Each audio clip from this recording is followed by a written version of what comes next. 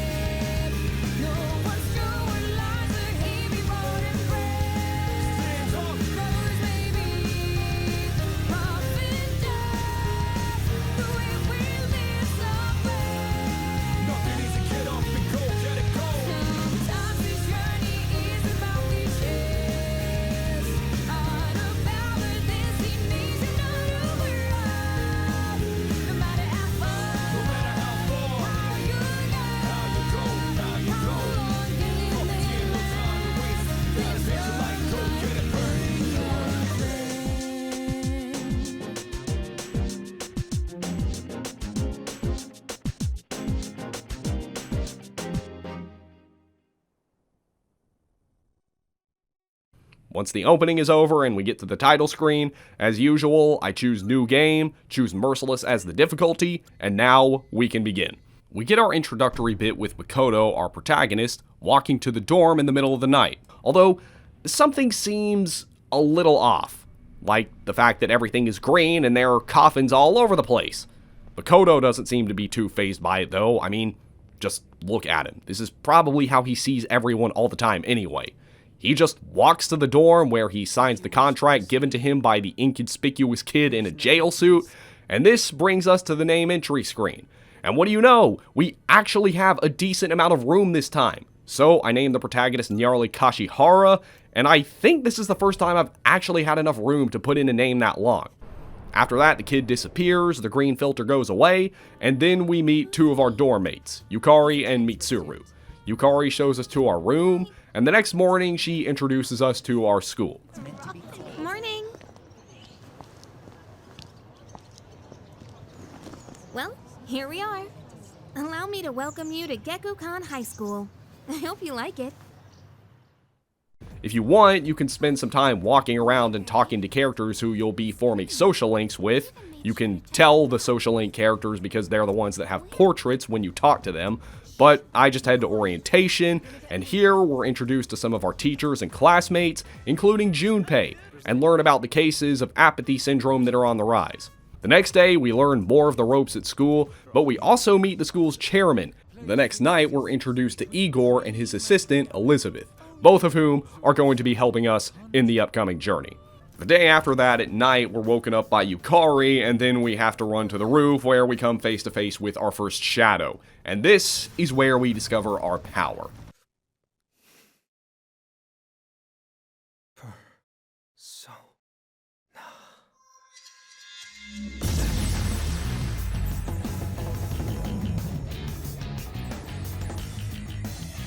I am thou, thou art I. From the sea of thy soul I come. I am Orpheus, master of strings.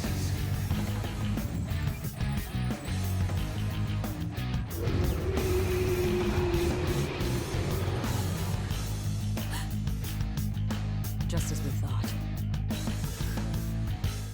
We're introduced to Orpheus, who is going to be our persona for the rest of the game. But not before he temporarily morphs into Thanatos, but this happens during a cutscene, so it doesn't count as me using another persona. Once Thanatos is done beating up what would otherwise be a very tough enemy, we blast our way through the tutorial, but then we're knocked out and bedridden for the next 2 weeks. When we return to school, not much has changed, but back at the dorm, the chairman and another one of our dorm mates, Akihiko, fills us in on what happened. There's a 25th hour in the day called the Dark Hour, which is when shadows appear, and it's what caused everyone to turn into coffins in the beginning cutscene. And it's also what's causing people to turn up with apathy syndrome. Most people aren't even aware of it, but Makoto is one of the select few people that is, and he's also one of the select few of that select few that has the power to use a persona, which is what I use to beat those shadows. Everyone here is part of a group of persona users, and our goal is to fight back against the shadows. Obviously, the protagonist is a great candidate, so we agree to join, and this starts our first social link, the Fool.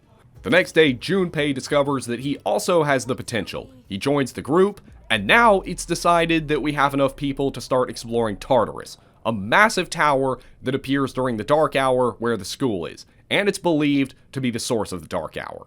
Here we meet Igor again, who explains social links and everything, and then we can begin exploring Tartarus. Although, technically we're still at the tutorial, but this is where we really start to see a lot of the new changes and improvements that are made with Reload. I mean, the updated graphics and cutscenes and artwork and everything speak for themselves, but the gameplay has received a number of improvements as well, like how the combat has been rebalanced, some new moves have been added, and there are some more things that we'll see later on. But there are also some changes that I have mixed feelings on, like how you get skill cards. In the original and FES, skill cards weren't a thing at all, but in Portable, you could get them mainly by leveling up personas, although you could also get them through quests and stuff. Here, you mainly get them through sword cards at shuffle time, which on one hand is good because it means I don't have to rely on social links and growth skills to get skill cards, but it also means I have no control over which ones I get.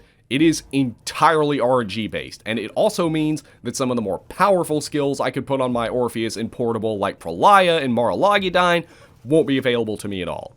Another thing that's pretty stupid is the part in the tutorial that forces you to switch personas.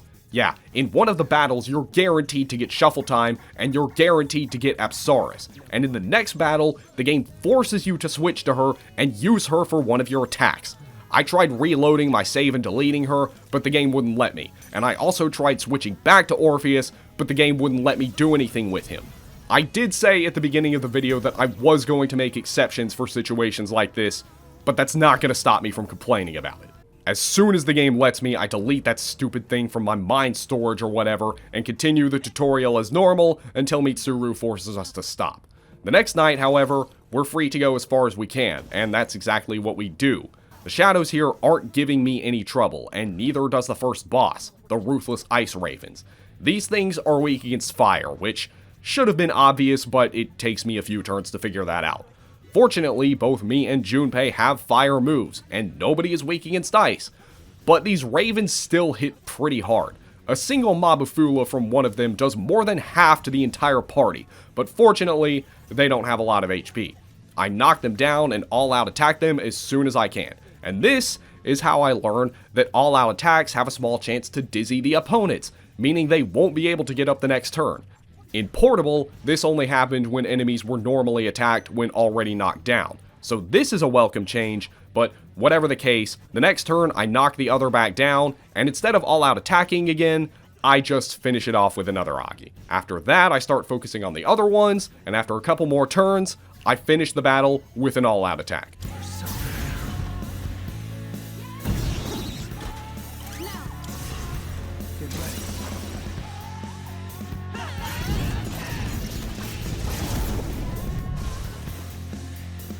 Well done. Let's continue exploring. Not too bad for a first boss on Merciless mode, and on the way up to the next one, we start seeing rank 2 sword cards thanks to the Arcana Burst.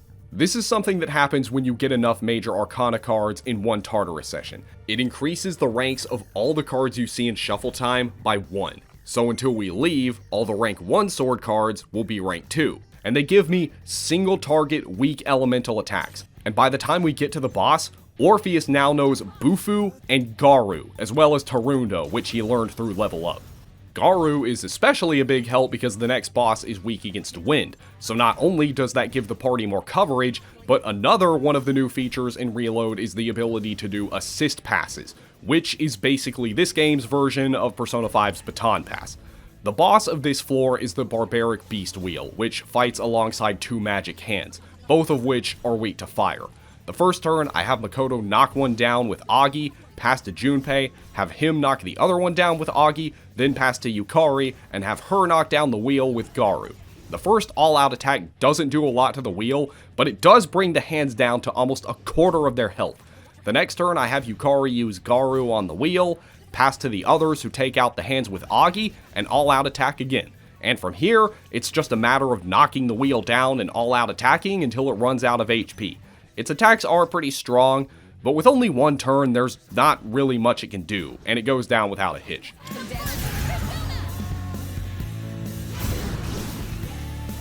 Well done. Let's continue exploring. There's one more boss of this section, and not much happens in between this battle and that one, aside from some experience and level ups. One thing I should mention about grinding Orpheus is that in shuffle time, when you take a card for a persona you already have, all personas you have of that arcana will gain experience, and in most cases, it's a guaranteed level up. So I am definitely going to be taking full personas whenever I see them, so that if I see them again, Orpheus will gain experience too. Now, there is a massive spike in difficulty with the next boss. There are two types of bosses in Persona 3. Easy ones that have a weakness, and difficult ones that don't. And this one falls into the latter category, although in this case, it's not because it has no weakness, it's because it's weak to electricity. And out of all the skill cards I saw in Shuffle Time on the way up, Zio was not one of them. All I have is Mazio Stones. Not to mention, this thing has way more HP and hits much harder than the last boss. It has a barrage of strong physical attacks. The best I can do is keep its attack down with Orpheus's Tarunda, but this alone isn't enough and I get obliterated.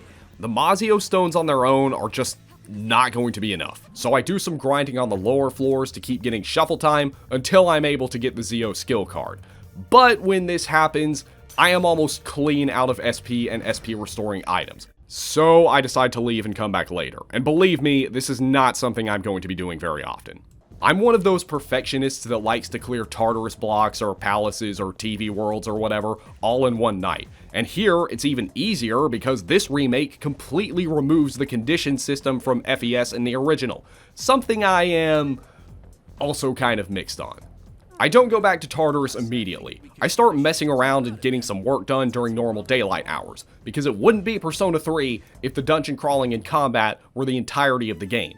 I still have a world of school life, friendships, side quests, and other things that I need to work on. You may be wondering what the point is in social links for an Orpheus only run in this game since I don't get skill cards from Personas anymore, but Personas still have heart items, and while social links may not be necessary to get them, many of the best heart items in the game are locked behind social link exclusive Personas. And besides, even if it was completely pointless, this is like half the game we're talking about here. But anyway, as with a typical Persona 3 playthrough, my first non-mandatory social link starts with Kenji, the Magician. Then I begin the Emperor social link with the Student Council, the Hermit with Junpei's dead online game, with a character whose avatar looks eerily familiar, and then I make sure to spend some time ranking up my social stats, because these will be necessary for social links later in the game. There are several ways to go about this, and most people will probably do it through studying, karaoke, drinking Chagall coffee, or playing arcade games, but I find these methods to be either not very effective or too expensive. The fastest way to do it that's affordable and consistent is by ordering special ramen bowls at the restaurants at the Iwatodai Strip Mall, and in just a short amount of time, I am able to get both my charm and academics up to rank 2. On the very last day of April, I head back into Tartarus to take on the boss, and this time, it goes much better.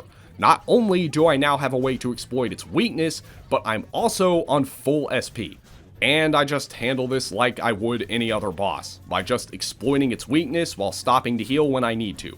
Its physical attacks are still a problem, but it's nothing I can't manage, and the Mazio Stones that I have are still helping. Although, I don't actually all-out attack here, because I figure it'd be better to try to dizzy it than deal minute damage with an all-out attack. So I do that, and it seems to be working. Toward the end of the fight, in a last-ditch attempt to come back, it goes for Tarukaja, but this doesn't stop me from finishing it off and ending the battle. Alright, you won. Great work out there. I do have to climb a few more floors, but not long after the boss, I do reach the highest point I can go to in Tartarus at the moment. I collect the first old document, and then head back out, where it's more working on social stats and social links until the next full moon. And by this time, I've reached rank 3 in Charm. Pretty good start if I do say so myself. When the full moon comes around, we get our first major operation outside of Tartarus.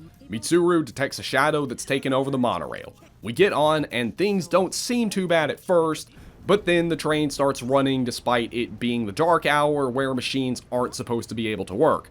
Although in the original, after the train started moving, there was a time limit to clear this area, but that's not here. Yet. We get to the front of the train where we expectedly find the shadow, and it has to be fought as our first major boss battle. And now the timer starts. Now, this boss really isn't anything special, it's just a shadow on super steroids. It has a metric ton of HP, some pretty high defensive stats, no traditional weakness, and it can't be knocked down with critical hits, so no extra turns. And there's also a 30-minute time limit here to defeat it, which is quite a long time actually, so even with the tiny amount of chip damage we're doing, that shouldn't be anything to be worried about, especially while I'm able to keep its attack down with Orpheus's Tarunda. Now, the boss only has 2 attacking moves, Bufala and Ice Storm, which hits the entire party and nobody is resistant to, but neither of these attacks are doing enough to pose much of a threat. She also has Eerie Sound, but doesn't go for this very often. She can also summon minions, but they have exploitable weaknesses, and the only one that can actually use a move other than its normal attack is the Skeptical Tiara, which knows Koha. As for my strategy, well, like I said, there's not much I can do except keep its attack lowered and spam whatever my best attacks are. I said that it doesn't have a traditional weakness, but it does have a pseudo weakness to fire, where fire attacks do deal double damage, but the game doesn't actually register this as striking a weakness, meaning no knockdown and no extra turns. Now, in the early part of the fight, things go fine, until it goes for Invitation to Chaos, which doesn't do any damage, but it does cut the amount of time till we crash in half, which is a little worrisome. I mean, whatever, 14 minutes should still be plenty of time. It's in this second phase of the fight where she starts summoning minions, which aren't threatening on their own because, like I said, they can easily be taken out with 2 or 3 weak attacks, but every time I have to deal with one, it does waste time. So I just keep taking them out, and it goes well, until it goes for Invitation to Chaos again. Now I'm actually pretty worried because it still has a decent chunk of its HP, and I'm down to just 4 minutes. And this doesn't stop it from summoning more minions. In fact, it also uses Eerie Sound to distress Makoto and Yukari, which makes things even worse. Also, I've been able to keep its attack down with Tarunda the entire battle, but once that wears off, I decide it's not worth the risk to waste turns debuffing it again, and I actually have a close call with Makoto after he gets hit with a Bufula. I have Yukari use a medical powder to heal him back up, but this doesn't get him as high as I would like. So to be safe, I buff up his defense with Junpei's Rakukaja, but unfortunately Junpei gets taken out the next turn. I don't have time to revive him, but at this point the boss just has a few pixels of health left, and the next turn, with just over a minute to spare, I finish off the boss with an Agi from Orpheus.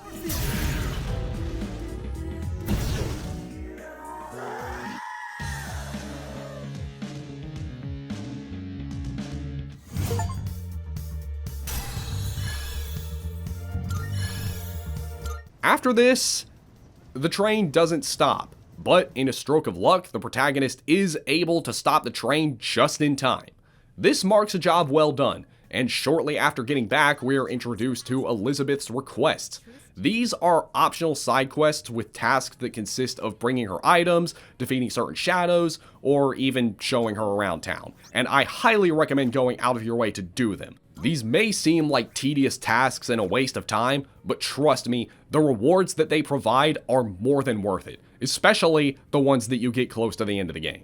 But anyway, with every full moon boss defeated, a new section of Tartarus opens up. And one of the biggest complaints about the original was how repetitive Tartarus got, but here, they actually did a good job of making each block of Tartarus feel unique. Not just with the aesthetic, but with how the floors generate too. It's a great way to keep the dungeon crawling feeling fresh while keeping in a lot of the roguelike elements that made the original game so much fun. Though my trek through Tartarus this time around is still pretty uneventful. Just some level ups and some items that I either don't need or already have.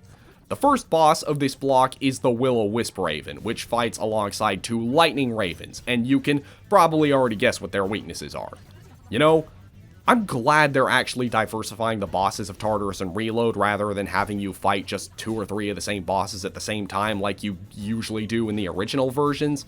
But yeah, the strategy is the same as the other bosses before. Have Makoto knock down the Will-O-Wisp Raven with Bufu, pass to Yukari, and then have her knock down the 2 Lightning Ravens with Garu, and then all-out attack. And then do the same thing when it's Yukari's turn. Now, there is reason to be a little worried because there is Yukari's glaring weakness to electricity, but the AI isn't very smart here and doesn't seem to target her very often. And the Will-O-Wisp Raven isn't anything to worry about at all because it specializes in fire, and 2 of my 3 party members resist that.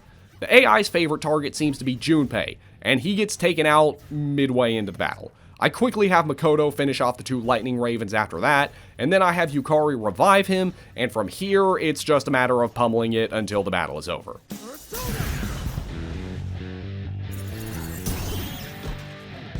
The enemy. Get ready.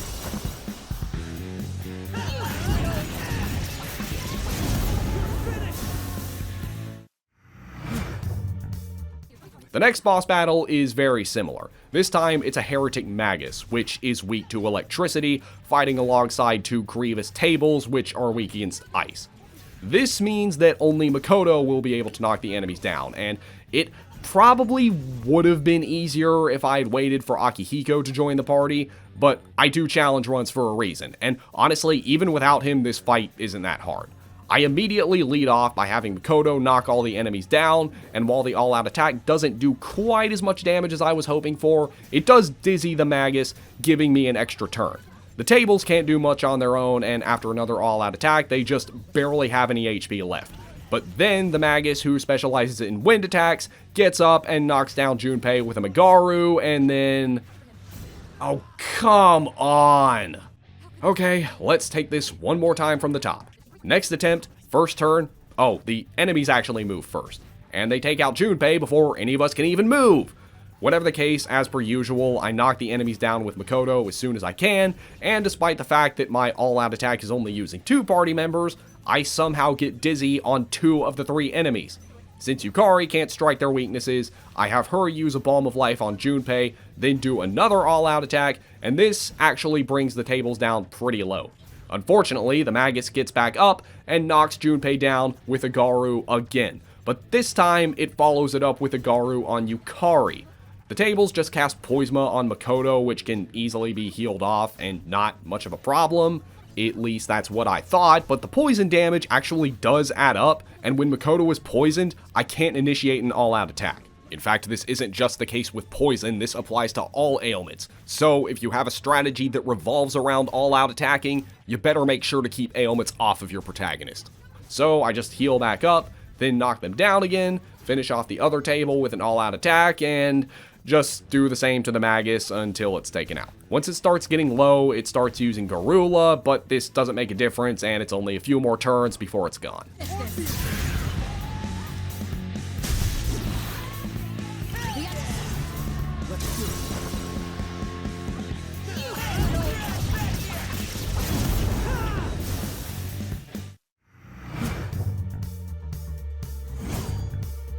And you might think it would be more dungeon crawling after that, but nope. We actually have another boss fight immediately after, which is another new thing in Reload, although these mini gauntlets are pretty few and far between.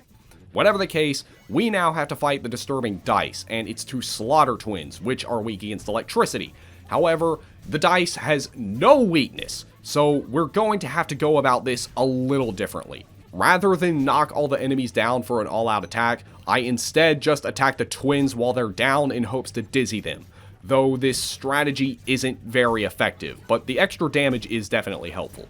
The twins just spam single shot, while the dice likes to go for ailment moves, which I have Yukari heal off. There's also the occasional physical attack, which normally wouldn't be a problem, but the boss also likes to make sure that Revolution is active at all times. This is the skill that increases everyone's critical rate, but it applies to all combatants, not just the user's party. So this can definitely work in my favor, but at this point, I don't have access to a lot of skills or equipment that increase my crit rate. But this doesn't seem to matter because despite the Revolution, the enemy doesn't really get crits either. And in case you were wondering, no, there is no alternative that works on just your party or just a single combatant. It always affects everyone. I'm not exactly sure why the developers made the decision to do this, but it was also like this in the original. Now, there is Rebellion, which does only affect one target, but the critical rate boost that it provides isn't as high as Revolution. Eventually, I do take out one of the twins, and then I shift focus to the other, and once both twins are gone, I focus on the dice. I just swing at it with my party members' normal attacks, and I actually do get a couple of lucky critical hits here. Although, even the all-out attack is still doing chip damage against the boss. But Yukari does manage to inflict poison on the boss with her normal attack, which does help to speed things up. And then, we finish it off in just a couple more turns. You won. Now let's move on. Up until the next boss, the dungeon is still largely the same, but we are starting to see better skill cards. In fact, one of the first ones that we get is Makoha, which is not only Orpheus' first multi-target attack, but it's also my party's first light skill, and is going to be the only one for quite a while. And yes, you did hear me right. They brought back regular damaging spells for dark and light like Persona 5. So now, you can actually knock down enemies who are weak against light and darkness. You don't have to just rely on those insta-kill moves, but those are still in the game too. Oh, and another skill card we find is Dodge Dark, which isn't great, but it's the best counter to Orpheus' dark weakness there is right now. It would be nice if I could get Dodge Electric, but I don't. But yeah, there's one more boss of this block before we're done, the Clairvoyant Relic, and this is about as standard as bosses in this game get. It has no weaknesses, but also no resistances except for an immunity to dark and light, and it has access to all elemental magic, so it's just you, your guns, and your personas. You can't rely on any weird tricks or gimmicks or anything, it's just one big endurance round. The first thing I do is lower its attack because I don't want it to be striking my weaknesses with full attack power, but even with its attack lowered, it still does a pretty big chunk to my party members. Yukari almost gets taken out in one hit from a Zionga, and a Bufula does more than half to Makoto. And then when I forget to reapply Tarunda to extend its attack lowering, it kills Junpei in a single hit with a Garula that does almost enough to kill him from full health twice. And seeing as how I don't have any revival items, I just give up. I let it kill Yukari, then me, reload my last save, mess around a little bit more, and then I'm out of here. I'll come back once Akihiko joins my party. As usual, I just continue working on my social stats and social links, as well as start some new ones. I start the Hyro social link with the old couple from the bookstore, but seeing as how exams are coming up, I actually spend the majority of my time raising my academic stat. And by the time of the exams, I'm at rank 3, which should be more than enough for me to get the highest score in my class, which is actually very important because if this is anything like the original, Mitsuru will reward you with special equipment and stat increasing cards if you get the highest score, which normally wouldn't be all that helpful, but a godsend for a solo Persona run. A couple days after the exams, Akihiko returns to the team, and now I think I have a pretty decent shot against the boss. Akihiko is kind of a jack-of-all-trades character, but he has some pretty good moves that are especially helpful for bosses.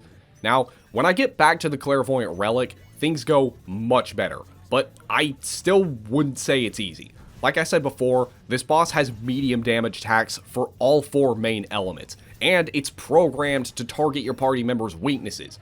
Combine that with the lack of its own weakness and the chip damage I'm doing, this is going to be a very tough fight, but there are some things I can do to speed things up. While I was grinding in Tartarus, I picked up a whole bunch of magic stones, which deal fixed damage. 100 for the single target ones and 50 for the multi-target ones. They're pretty useless in later parts of the game for anything other than simply knocking the enemy down, but against an early game boss that has crazy high defenses like this one, the fixed damage is actually very good, and by the time I run out of medium power gems, the boss is already down to less than half of its health. Now, I do still have to deal with the boss's high attack power, and every few turns or so my party members do get taken out, but this time I brought along plenty of revival items to help with this. I even get a few lucky critical hits here and there too.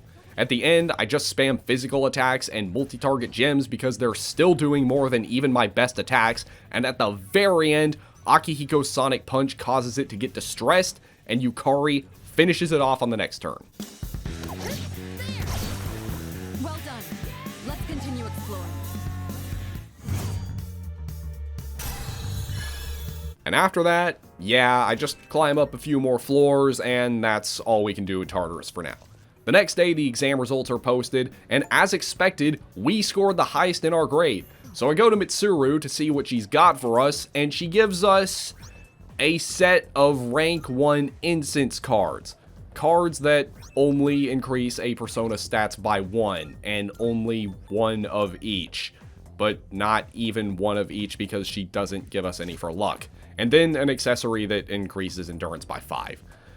Yeah, that is definitely a step down from what she gave in the original game, so I guess this means I'm gonna have to be spending a lot more time getting Orpheus' stats up in the arcade, because this just isn't going to cut it. For now, I make sure to start a new and very important social link that just became available, the Chariot social link with a sports team, although here your only option is to join the track team. I guess they realized how ridiculous it was to have the same social link with the same characters for all 3 teams, so here they just narrowed it down to track. And then there's one more thing. When we get back to the dorm, Ikutsuki introduces the rooftop garden, which is something that actually sounds pretty tedious, and I don't think I'll be doing much of it unless I need to. And the sports club isn't the only one that I joined. I also joined the fashion club with Bebe, that French kid you may remember from the bookstore, even though the only other member is him. And later, I also start the strength social link with Yuko, the sports team manager, who I actually have a bit of a special attachment to because she was the first girl I ever romanced in a Persona game. But just as I'm starting these new social links, I'm also about to finish my first one too, that being Kenji's, whose whole social link deals with him trying to romance a teacher, and he just gets ahead of himself and jumps to conclusions, and it doesn't end well. Aw, come on, man. You know there is a girl at this very school named after a pretty good movie that likes you, but I guess since FemC isn't in this game, she's not canon to this universe either. I can only hope that Rio does exist somewhere in this game, and after I complete his social link, Kenji meets her. But yeah, it's just the usual working on existing social links and getting my stats up. In fact, shortly before the next full moon, I'm able to get all of my stats up to rank 4. Once your charm reaches rank 3, you can actually level up your stats even faster because of the secret menus that you can get from the Iwatodai restaurants. I've also been doing more of Elizabeth's requests, and like I expected, most of them have been pretty easy so far, but there is one that, for what it is, you have to go through such a great length to complete it. The request is, wait for it, the one where Elizabeth wants to try every vending machine soda in Iwatodai. When you try to complete this request, you're probably thinking that all you need to do is just check out all the vending machines and try every kind of drink, but no, because if that's all you do, you're still going to be missing some. You know that shared computer in the lobby of the dorm? In another new feature added in Reload, there are programs that you can buy that have various effects. Most of the ones right now aren't very good, but at Club Escapade there's a guy who will sell you shady URLs, and one of them is a secret forum that explains to you that you could still order sodas from a vending machine in Iwatodai after they're marked as sold out. Only after learning this can you get all the drinks necessary to complete the request. Anyway, while all of that is going on, one of the students in the class next door has gone missing. but Junpei thinks he can get to the bottom of it. Yo, Yucatan. Man, this is a tough case. Even for Junpei Iori, ace detective. Ace detective? You're so dumb. More like stupid fat. During that time, Yukari actually does some investigating, and her investigation leads us to the back streets of Iwatodai Station because the people that were hospitalized used to hang out here.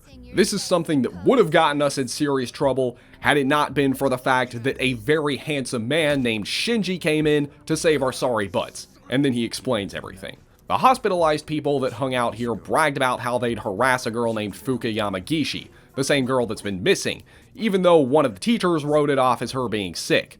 How he's not immediately fired and possibly sent to jail for that, I have no idea. But Natsuki, another one of the girls who was harassing Fuka, reveals that she locked Fuka in the gym the night she went missing, and she wasn't there the next morning, and her friends have been going missing ever since. This would probably mean she's trapped inside Tartarus, and seeing as how it's been 10 days, probably dead because even if the shadows didn't get to her, she wouldn't be able to survive without food and water for that long. But Akihiko theorizes that because she hasn't left Tartarus, it's only been 10 hours for her. It's still pretty unlikely that she's alive, but we go forward with the operation anyway. We infiltrate the school at night, and when the dark hour starts, we are expectedly dragged into Tartarus. We have to crawl a few floors solo, and after reuniting, we find Fuka. But right as we find her, Mitsuru comes face to face with a strong shadow on the first floor. And when we get down, Fuka awakens to her persona.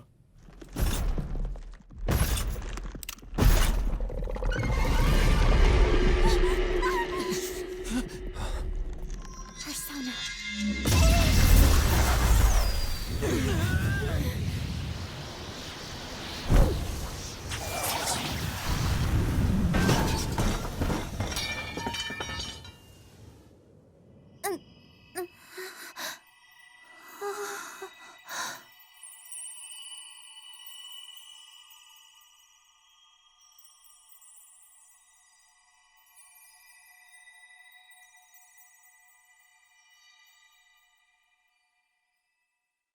Now we have to fight the shadow that beat up Yukari and Mitsuru, and that also means it's just going to be me, Akihiko, and Junpei for this fight.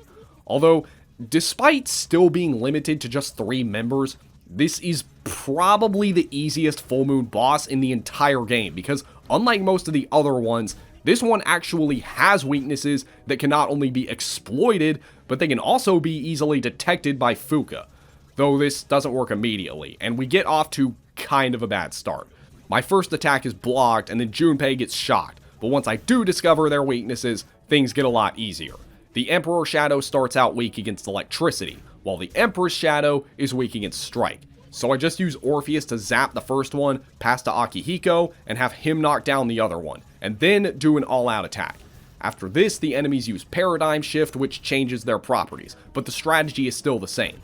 Just have Fuka point the weaknesses out, then exploit them, and things get much easier when Junpei finally snaps out of his shock.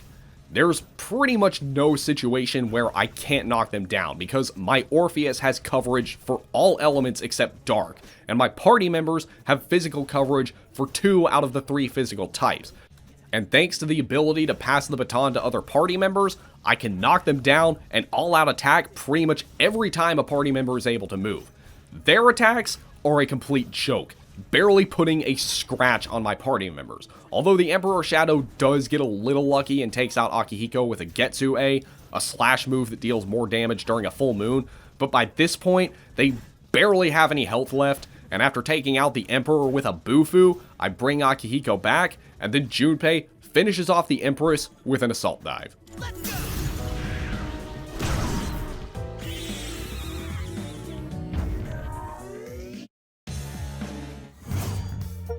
So that concludes the missing Fuka arc, or Fuka bullying arc, or whatever you want to call it.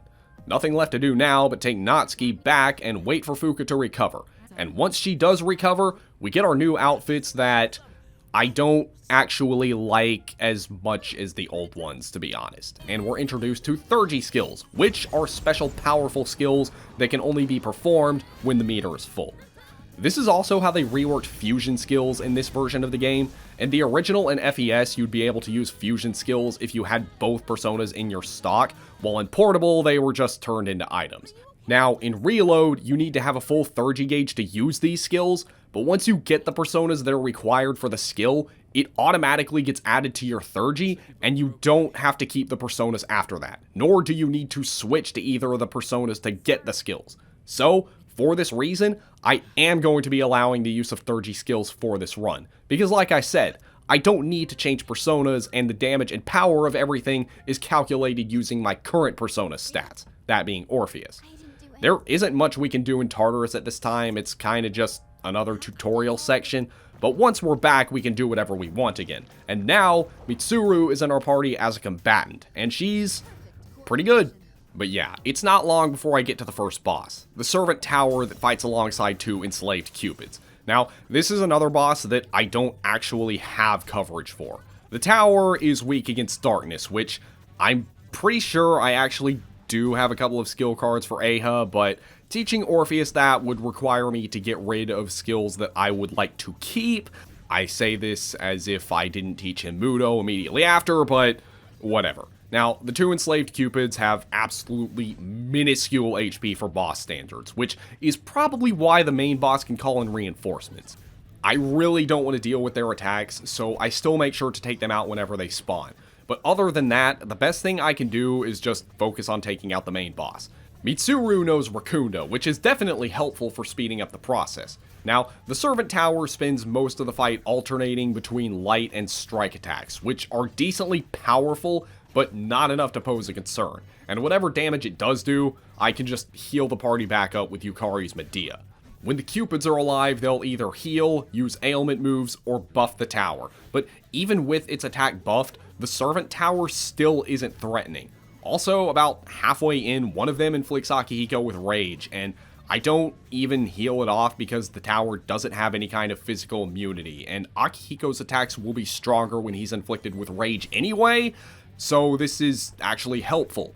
And once it gets low enough, I have Mitsuru finish it off with her 30 attack. Freeze! Stay where you are! Hut.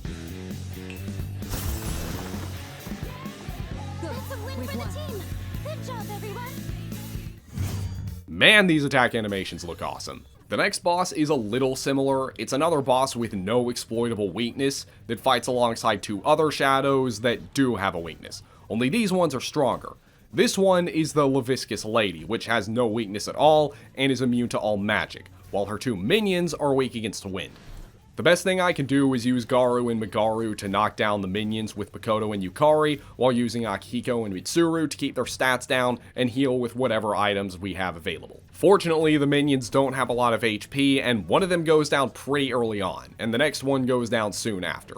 They're the main damage dealers, dealing damage with physical attacks, so when they go down, that's definitely a lot less to worry about. But the lady specializes in ailment spells. Fortunately, I have Yukari, who knows Patra, and it can only inflict ailments on one of my party members at a time. But still, it's pretty annoying. And that's not even entirely correct, it can actually inflict distress on the entire party, which is an even bigger setback. But in terms of actual damage, there's hardly anything it can do. All it does is just stall with its arsenal of ailment moves, and one of the ailments it's capable of inflicting is Charm, so that could definitely be a problem, especially if multiple allies get afflicted with it, but it only seems to be able to charm one ally at a time, so that gives me plenty of time to cure it before any serious damage can be done. But it does set me back and make this fight go on longer. In fact, out of all the boss fights I've fought, not counting the full moon bosses in this game so far, this one is probably the longest one. Even the supposedly powerful 30 attacks aren't really doing that much, and all my other attacks are basically just doing chip damage. Toward the end of the fight, it starts inflicting confusion on my allies, and it's not as bad as Charm, but in most cases, it still means my party members won't be able to move, so yeah. From here on, I just pummel it with my best attacks until it goes down. All enemies defeated. Good work out there. Okay, one more boss left. Fleet-Footed Cavalry, and this is another standard run-of-the-mill, no-weakness, hard-hitting boss. And going in, I was expecting this just to be another boss where I just lower its stats and keep my health up while I chip away at its health bar for 10 minutes, and that seems to be how things go at first, but after that, Makoto uses Zio, and it shocks him. And whenever an enemy is shocked, they are extremely susceptible to critical hits. So Mitsuru knocks him down, and this does nearly 300 damage. And then Makoto knocks it down again with another critical hit for another almost 300. So I basically was able to knock off half of its health thanks to that. And then Mitsuru freezes it with a Bufula. But by this point, it's going to die next turn anyway, so I decide to take it out with a bang and finish it off with Akihiko's Thurgy attack. I'll tear you apart!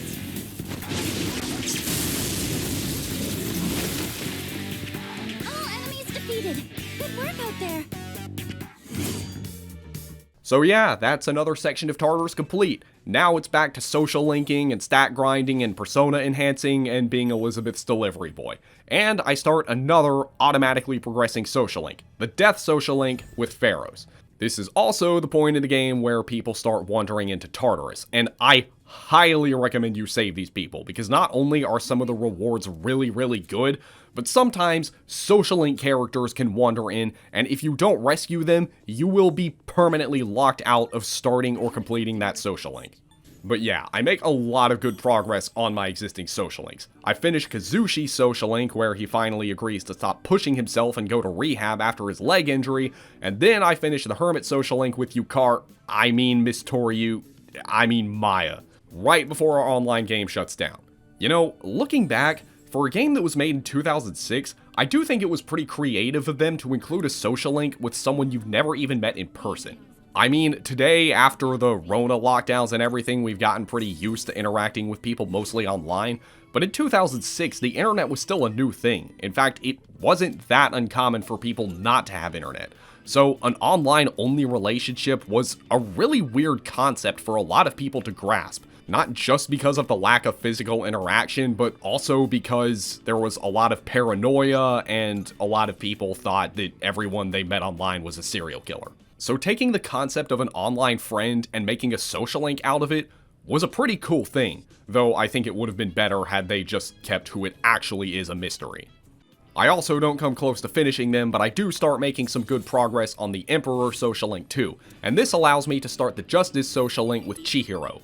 Unfortunately, for the next full moon, there isn't really anything interesting leading up to it, but we do get our first look at Strega, and the full moon quest itself is kinda cool. It takes place in a love hotel, although love hotels in Japan are actually nowhere near this high end, and we don't have a lot of exploring to do before fighting the boss, and it's pretty easy. Too easy, actually. This boss is the shadow of the Hierophant, which probably isn't what you were expecting to find in a love hotel.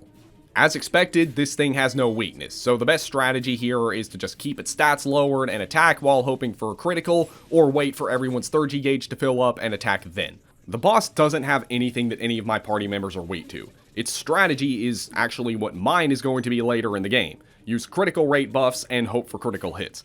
It has both the crit rate amp and apt pupil passive skills, although its only physical move is Assault Dive, which doesn't have an increased critical rate. But that doesn't stop it from landing a few of them throughout the battle. In fact, Mitsuru gets taken out pretty early on, and that forces me to waste one of my revival items to bring her back. Items that I am already running low on. I probably should have stocked up before leaving, and theoretically I could use this game's rewind feature to go back and buy some, but that would require me to go through the dungeon again and watch all the cutscenes again and everything, so I'm just gonna save that for a last resort. I mean, in the original, I never really had trouble with this or any of the other full moon bosses really, and Reload has been pretty consistent with that, so I'm not really worried. Its only other damaging move is Makoha, which nobody is weak to, and not a problem. But it does also have Doomsday Doctrine, which inflicts everyone with fear, which not only means we may not attack, but it also means affected allies may run away and not come back, and the increased susceptibility to critical hits doesn't help with that either. So whenever this happens, it's best you stop what you're doing and heal your party as best you can before the boss's next attack. That's the strategy I take, everything goes well, and I have Mitsuru take out the boss with her 3rd G attack. Freeze! Stay where you are!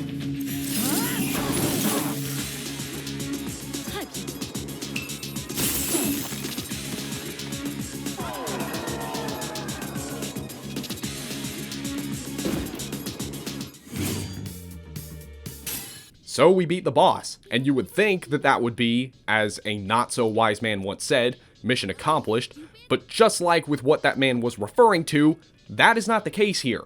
We find ourselves trapped in the bedroom we fought the boss in, and then notice this suspicious-looking mirror that doesn't show anyone's reflection. And then this happens.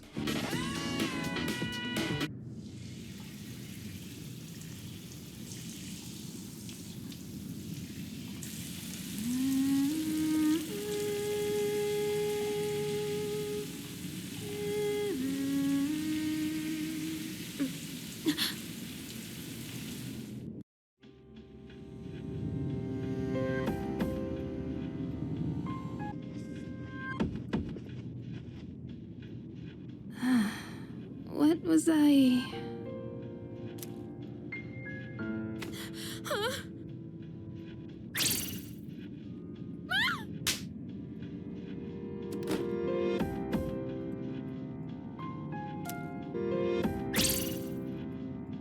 And how about we don't mention this to anyone? Got it? We regroup with Mitsuru and Akihiko, and given what just happened, I have to wonder what was going on with them, and also what would have happened if I brought along Junpei instead of Mitsuru. Alright, so there's another shadow I have to take out, but before I can, I need to smash all the non-reflective mirrors in the hotel. Once that's taken care of, the boss shows itself, and yeah, let's rock. So, this boss is the Lovers, and it's basically the last one on steroids. Now, I'm not too worried because the last one didn't give me too much trouble, but man oh man do I get proven wrong. It doesn't seem too bad at first. I mean, it has Marin Karin, which is a problem, but at least it only affects one party member at a time. Things get bad though when it starts going for Sexy Dance, which does the same to everyone. And because this is Megaton, it's pretty much guaranteed to connect when the enemy uses it. Did I mention that it also has a move called Seductive Mist, which makes everyone more susceptible to ailments and lasts for the rest of the battle? Pretty much every time Sexy Dance gets used, it seems to affect everyone except for one party member, and it's on that party member to heal everyone. I don't have any Mepatra stones this early in the game, so it's pretty much heal the next person that's up, and then do the same until everyone is healed up, and then hope that the boss doesn't do this again for a while. Although, by the time the only non-affected party member is able to do anything, everyone's already taken a few swings at each other. This isn't even the full extent of the boss's arsenal. It has Holy Arrow, which is a pierce attack that inflicts charm and is guaranteed to crit, and it will almost always be followed up with either Marin Karin or Sexy Dance. And it knows Agidyne, a heavy damage attack. Keep in mind, at this point you'd be lucky to have any personas with a medium damage attack, but this boss is one step ahead of that. And to top it all off, it knows Diorama, which it will always go for when its health bar gets to about 70 to 80-ish% of its total, but it will always heal itself completely. It also has a move called Heartbreaker, which is a physical move that deals more damage to charmed allies, but it also snaps them out of it, so it's actually a good thing in my opinion, if only the boss used this more often. Though, despite all of this, the boss battle doesn't go too terribly. I have plenty of ailment healing items on hand, Yukari knows Patra, and as long as I keep the boss's stats down with debuffs, it can't do any egregious damage. However, when it gets down to what can't be any more than 20% of its total health, it goes for Sexy Dance and charms everyone but Makoto. Then I realize that, despite having plenty going in, I am out of charm curing items. So now, all I can do is just hope that I can either clutch the fight with just him, or that the party will snap out of it. And neither of these things happen. For one thing, when Yukari and Akihiko are charmed, there's a good chance that they can heal the boss. But also, the next turn, it charms Makoto. So now I'm more screwed than ever. Eventually, it takes everyone else out, and yeah, no hope for me. I'm going to write that off as bad luck, so I attempt the fight again, and no, same thing happens. Again, and again, and again.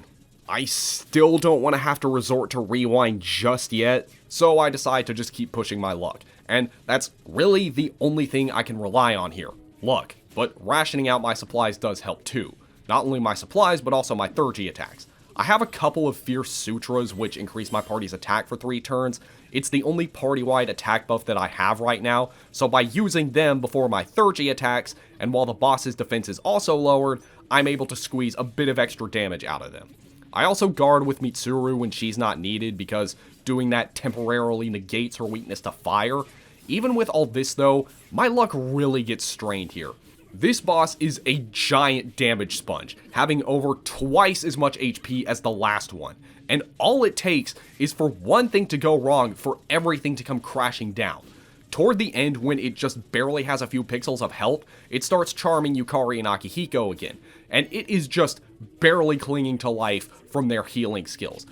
Now, when my allies are charmed and when they do heal this thing, it doesn't actually heal it by that much, but keep in mind, when the allies are healing the boss, they can't attack, and it just sets me back further and further the more turns they heal. And in all of my attempts, it always seems to be the worst when the boss gets low on health. I mean, just look at this footage. If they have buffs, they can also apply those to it as well, so it's just... Charm is just the worst ailment to be inflicted with in Persona 3 and arguably any of the Megaten games. Fortunately, my unluck eventually runs out, and in a stroke of luck from Record Scratch himself, the boss goes for Holy Arrow on Mitsuru when she's guarding, meaning that she doesn't get charmed and she doesn't get knocked down from a critical, and then one more attack takes it out.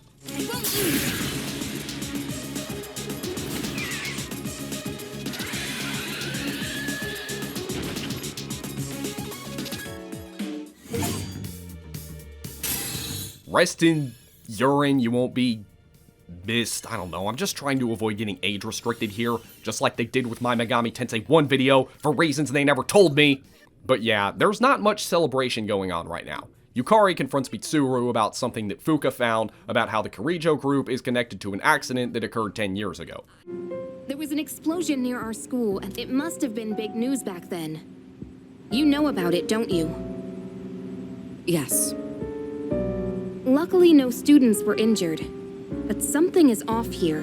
At the time of the incident, there were several unexplained absences. Seems like more than just a coincidence to me. Those students weren't just absent. They all suddenly collapsed and had to be sent to the hospital. Sounds familiar, doesn't it? Remember those girls who bullied Fuka? They had to be hospitalized too. I want an explanation. What really happened on the day of that accident? The Kirijo group built our school, so you have to know something. Tell me the truth.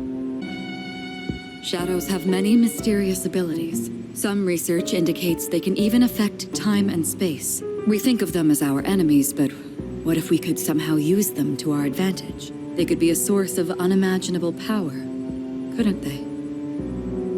What?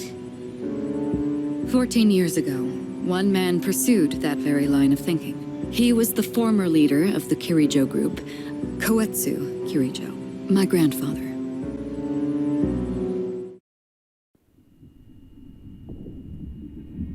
My grandfather was obsessed with the shadows. He wanted to harness their power to create something extraordinary. Create something extraordinary? To that end, he assembled a research team and had them amass a number of shadows. But 10 years ago, during the final stages of the project, there was an accident, and the experiment failed. They lost control of the shadows' power, altering the nature of the entire world. You can't mean... Yes, Tartarus and the Dark Hour.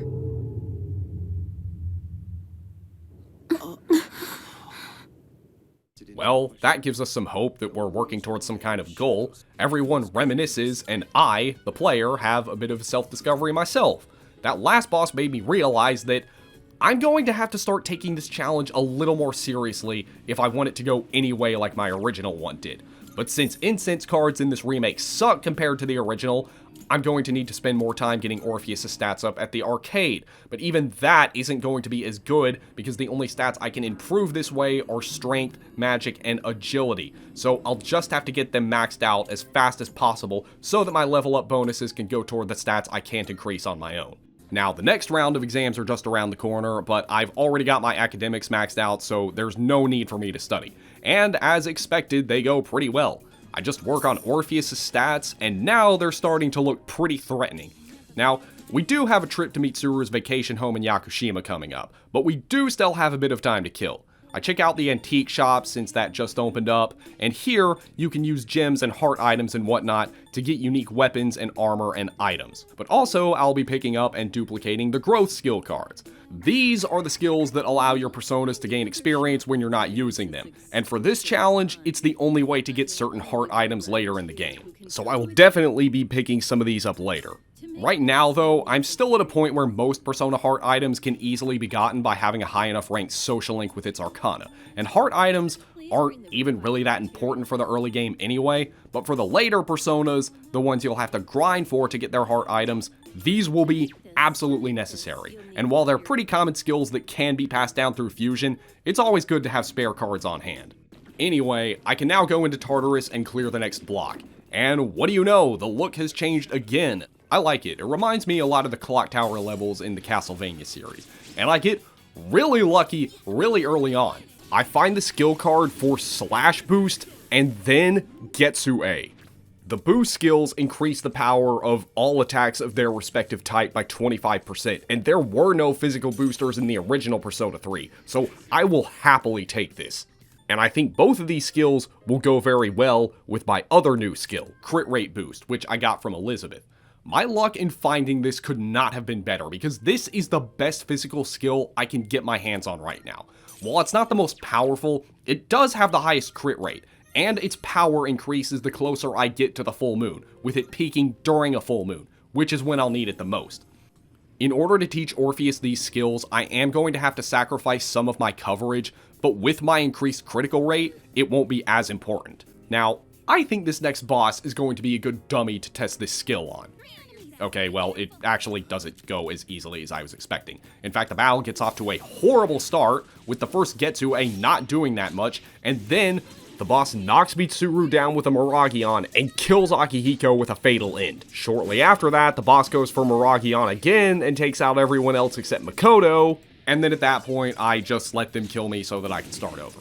In my next attempt, I play more aggressively. Everyone except Akihiko has a full 30 gauge, so I start by using Cadenza to get everyone to full health. Then I use Mitsuru's 30 attack for a free knockdown, followed by an all-out attack. One of them goes for Miragion, but this misses Mitsuru, so no extra turn, and then Yukari nearly finishes off the weakest one with her own 30 attack. Unfortunately, she gets taken out after that, and I don't have any revival items left, so there goes the only one that was capable of reviving anyone. At the very least, party members still gain experience at the end of battle even when they're knocked out, and they also are revived with 1 HP, unlike in the original where they would stay knocked out until you either revived them or went to the next floor. Whatever the case, I decide to press on instead of resetting again. I finish off the first one with a critical Getsu A that does over 300 damage, and then after another all-out attack, the next one gets taken out. And then, after surviving 2 Agilaos, we take out the last one with another one. Now's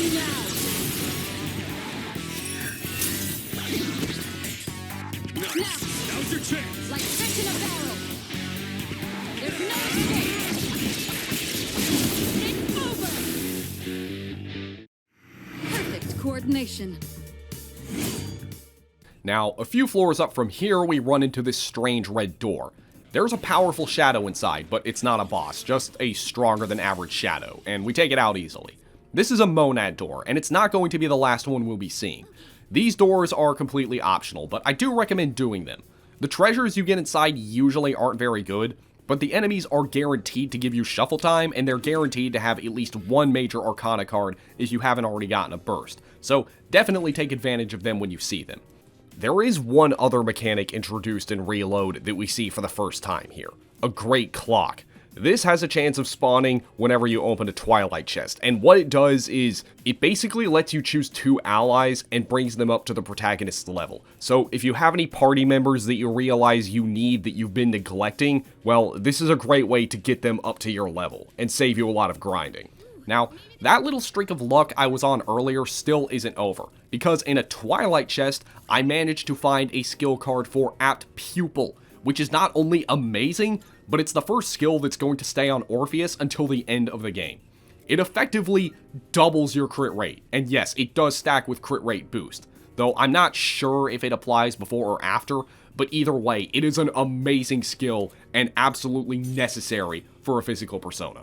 Now, this is where I would like to say something about how I absolutely destroy the next boss, but it seems my luck has just about run out. In fact, it actually takes me 2 attempts. I die to some really poor luck on my first attempt, and then I just attempt it again. The next attempt goes pretty good though, and here I'll be able to show you how truly powerful Getsue is. It's another one of those triple bosses where 2 of them have weaknesses but the main one doesn't, meaning I will have to rely on critical hits. This is exactly why going with a physical focused persona with critical multipliers is the ideal strategy in my opinion, but it does take me a few turns before I can actually get one. But when I do, man oh man is it satisfying. It does over 300 damage to the main boss. That's even more than the all-out attack, and after the next one, the main boss is dead. The crosses are still standing though, and they take out Mitsuru and Akihiko. At least it wasn't Yukari, so I can actually revive them. And then I finish them off right after. That about does it. All right. No shadows detected. Unfortunately, I can't say anything interesting happens before the next boss, but I don't have to go that far to get to it. The next boss is the Deviant Convict, and it's one of those bosses that takes a whole bunch of turns to charge for a crazy powerful attack. It also fights alongside another enemy that doesn't attack, but does apply buffs and debuffs.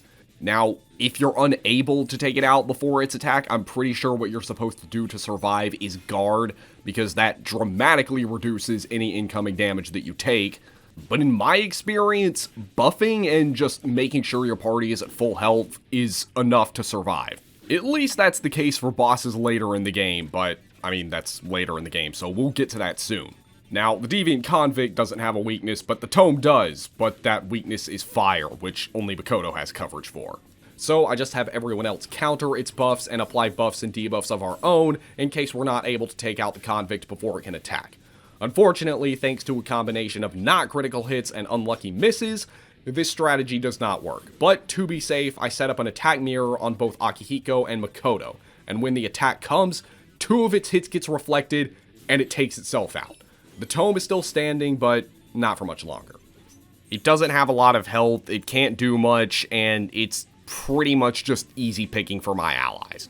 For good measure, I revive Yukari, who got taken out a little earlier by the charged up Herculean strike, and then I just keep attacking the Tome with everyone's normal attack, and Yukari takes the honor of finishing it off. Shall we move on? Did I mention that this boss is the first of a gauntlet? Yep, right after this one there's another one. This time it's 2 of those dancers, the controlling partner and the dependent partner. Now, this fight would probably be a lot easier if I actually bothered to look up what their weaknesses are, but I instead just decide to take my chances and just slash them to death. And it works, kinda.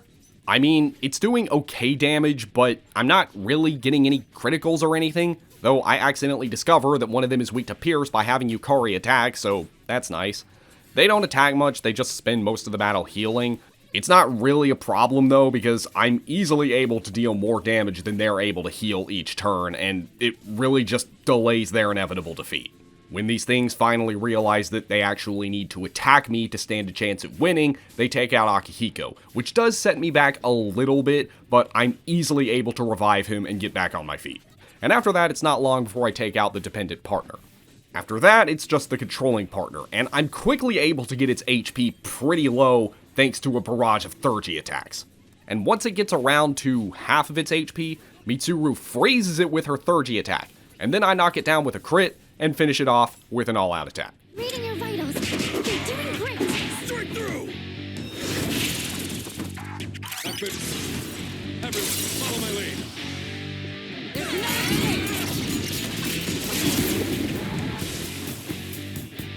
That's a win for the team! Good job, everyone! So that's it for the mandatory bosses of this section, but right before the top of this section, we do have another monad door. This one being our first major Arcana monad door.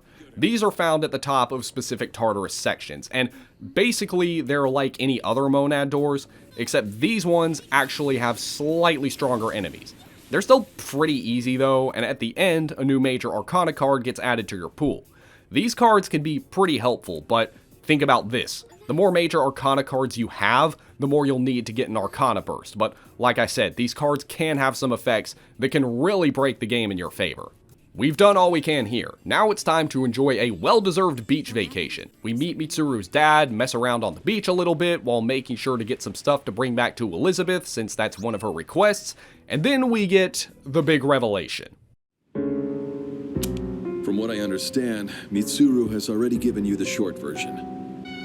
What my father wanted to create with those monsters' power, it was a time manipulation device. Unfortunately, under my father's direction, the research began to stray from its original goal. In his later years, my father seemed to have only nihilism in his heart. In fact, his madness may have resulted from his struggle to break free from that. It's only natural that you want to know the truth, and it's my duty to tell you. What's this?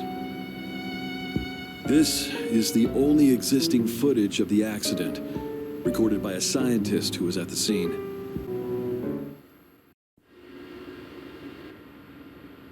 I can only hope that this recording reaches someone with a conscience. Wait a sec. My employer has become obsessed with a loathsome idea. This experiment should never have been conceived. I'm afraid the damage will be staggering. At this point, it's unavoidable. But I didn't have a choice. If I didn't do this, it could have destroyed the entire world. Destroyed the entire world? Whoever is watching this, please, I need you to listen to me very carefully. The shadows that were amassed here have been dispersed as a result of the explosion. In order to end this, you have no choice but to eliminate all of them. I am the one responsible for this. I knew the risks, but I was blinded by the promise of success, and so I chose to continue without objections. I am responsible.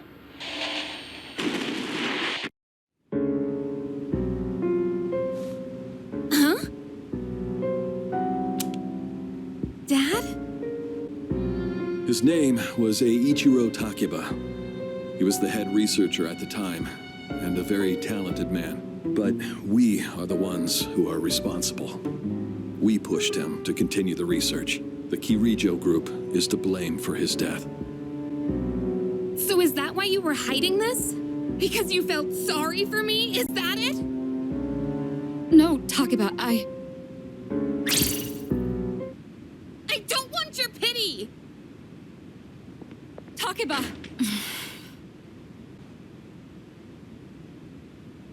Will you go? Thank you. I believed in him for so long. This is too much.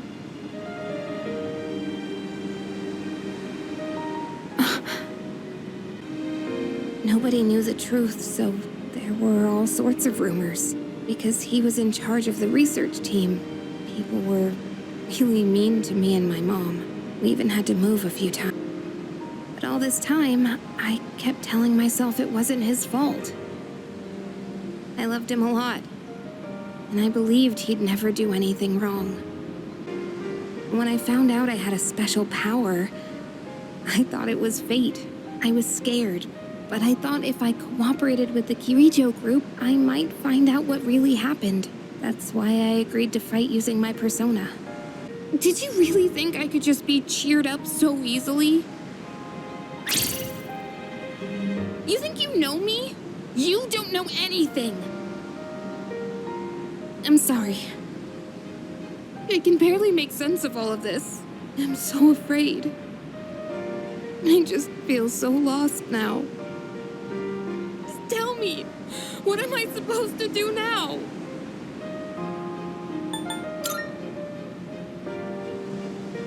Huh? You really are something else. Let me guess. Senpai asked you to bring me back, right?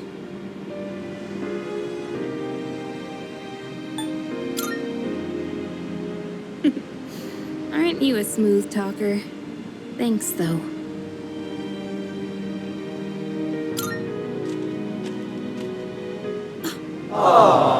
Hey!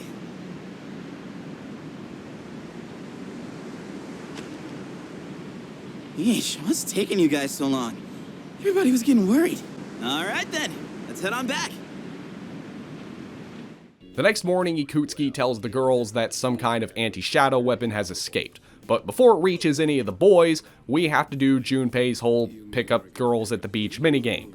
I wonder how they changed the controversial one from the original. Oh, hello. Can I help you? Oh, she's hot. Say, you here alone? Yeah, and I'm so bored. Oh, you're so smart.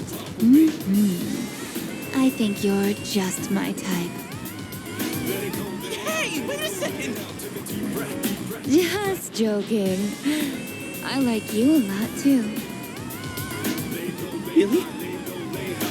Want me to tell you what would make me really happy? Yes, ma'am. Could I ask you to help me put on my sunscreen? What? I mean, you're all right with that? Of course I am. I have enough for you, too. Oh, man. I'm really sorry, guys, but I'm not passing up this chance. Would you two like to join, too? I'll give you a good deal. A deal? You know that sun in the sky isn't real, right? That's an artificial sun that got sent into space back in the 1980s. Huh? You didn't know?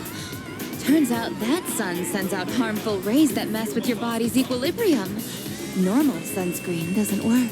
But that's where this special one comes in. And if you opt in right now, you can get 3 bottles for just 300,000 yen. Hey, doesn't she sound kind of strange? Man, that is crazy. Let's get out of here and look for that sentient humanoid anime girl looking robot that'll help us fight monsters during that hidden 25th hour of the day that lets us summon gods and demons that only we're aware of. And speak of Lucifer.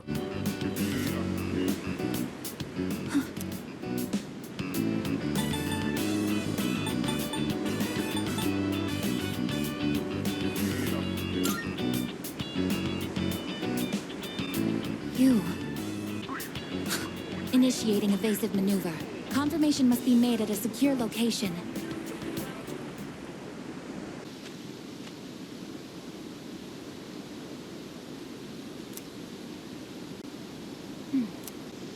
I have been searching for you. My highest priority is to be at your side.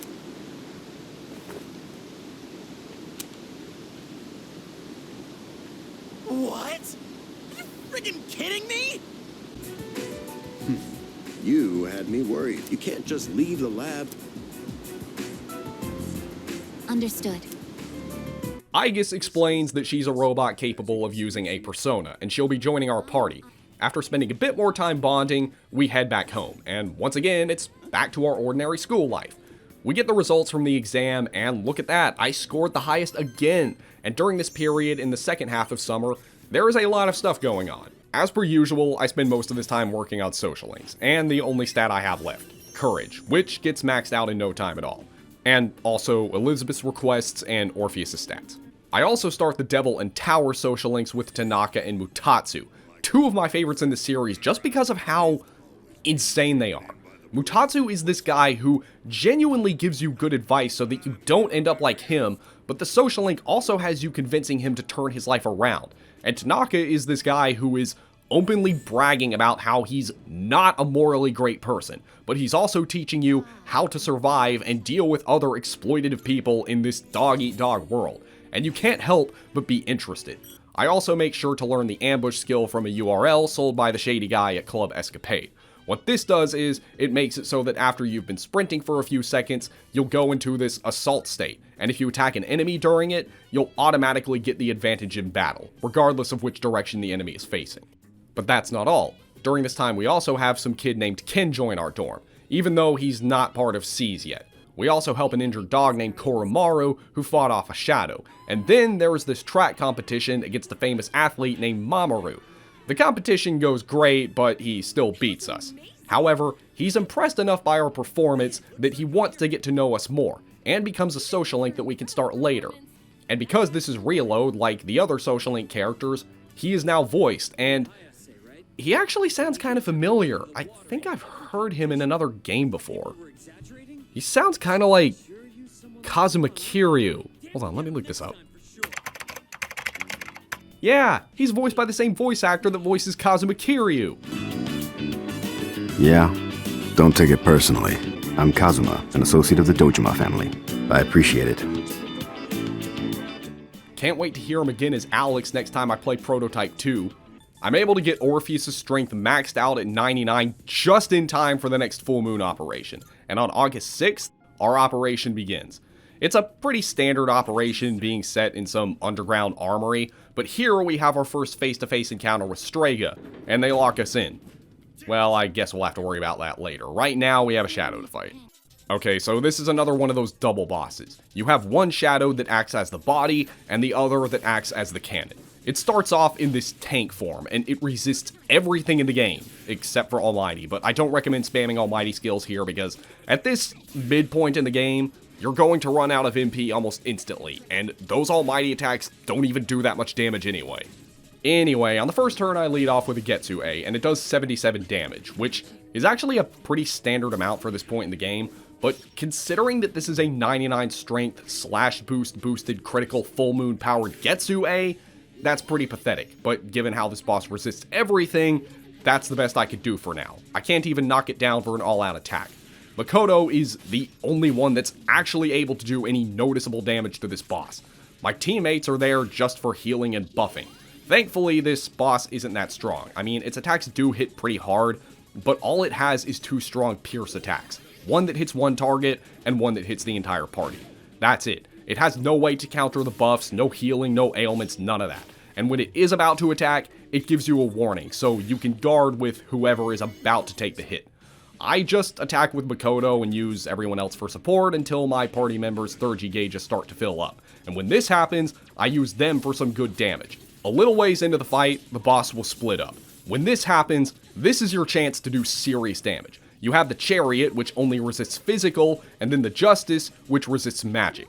Now, they do have a bit more in the way of offensive attacks. The Justice can now use some light magic, while the Chariot can now do some strike attacks, but that's it, and their attacks are much weaker now. Obviously, I'm going to focus on the Justice first, so as soon as I can, I have Orpheus swing at him with Getsue, and it misses! So this time I lower its stats, including its agility, have Fuka buff us up with her Thurgy, and holy Christ, that did almost enough to kill it in just one hit.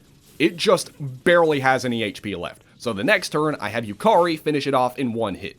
And that leaves me to finish off the Chariot. And this one is going to be a little more difficult since my magic offense is nowhere near as good as my physical. Things go fine until it revives the other one. So yeah, it looks like I'll have to wait for the opportunity to finish them both off at the same time.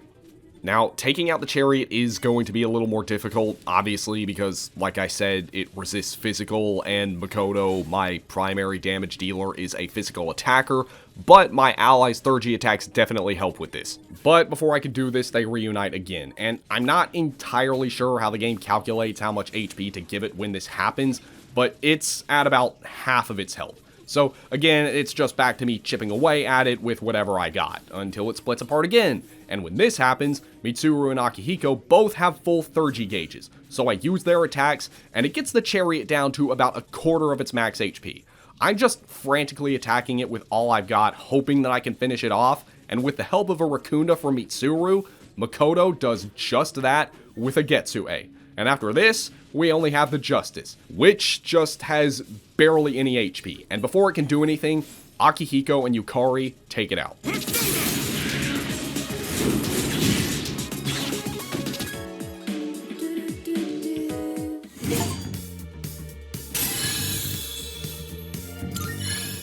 Alright, job well done. Now time to go home and go on some more dates with Elizabeth, along with this game's other characters, and keep increasing Orpheus' stats. We also have Koromaru join our party, and I start the Hanged Man social link with Maiko. This is a mostly uneventful period between full moons, but there is a new thing they added in Reload. At the end of the summer school thing on the 14th, when the moon is at half, I have to go in for a checkup with Ikutsuki, but it ends up taking longer than expected, so I have to walk back in the dark hour, and on the way back I run into a powerful shadow, which uses a slightly modified version of Abaddon's model. I mean, how stupid do they think the players are? Well, it's just somewhat kind of a not really scripted battle. I was expecting it to be a cakewalk given how powerful my Orpheus is, but my Getsue isn't doing a lot. And then it knocks me down with Aegon, and then it gets me down to 1 HP with an attack. And I'm pretty sure the only reason it didn't finish me off was because of a failsafe from the game. But while this is happening, Takaya is just shooting at it for massive damage, and then he finishes it off with his Persona. Come! Persona! Here is an offering of sons.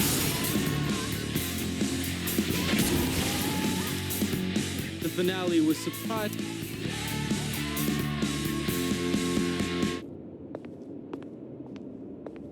Your persona ability is truly fascinating. It's different from the one I saw So... What? No, it's not. Well, that was interesting. I think now is a good time to clear the next section of Tartarus. Not only do I have Koromaru as a new member, but I also have a new 30 skill, Jack Brothers. I got this when I was messing around with fusion for heart items, and this is an almighty skill that has a high chance to knock the enemies down, so that is very good. And that's not the only new 30 skill I get. Not long into Tartarus, I'm able to fuse both Black Frost and King Frost, giving me the 30 skill King and I, a very powerful ice attack. Now, the first boss of this block is a complete joke. Because Orpheus' strength is at a point where it's much higher than any persona is realistically supposed to have at this point in the game, because of Makoto alone, my all-out attacks are doing insane amounts of damage. So, if I'm easily able to knock down any enemies, they're done. And that's exactly what happens against the venomous Magus and its two hand things. I knock down the hand thing with Maeha, pass the baton to Akihiko, who knocks down the Magus, and an all-out attack does a little under half to the Magus and almost finishes off the hands. On Yukari's turn, I have her use a Mazio Stone, pass the baton back to Makoto, and his attack almost finishes off the Magus and does finish off the hands. And then Akihiko finishes off the Magus on the next turn.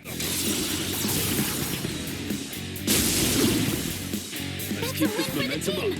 Good job, everyone. That's pretty much how it goes for every enemy in this block of Tartarus, including the strong ones and the Monad Door ones. And that also includes the next boss, the Bloody Maria.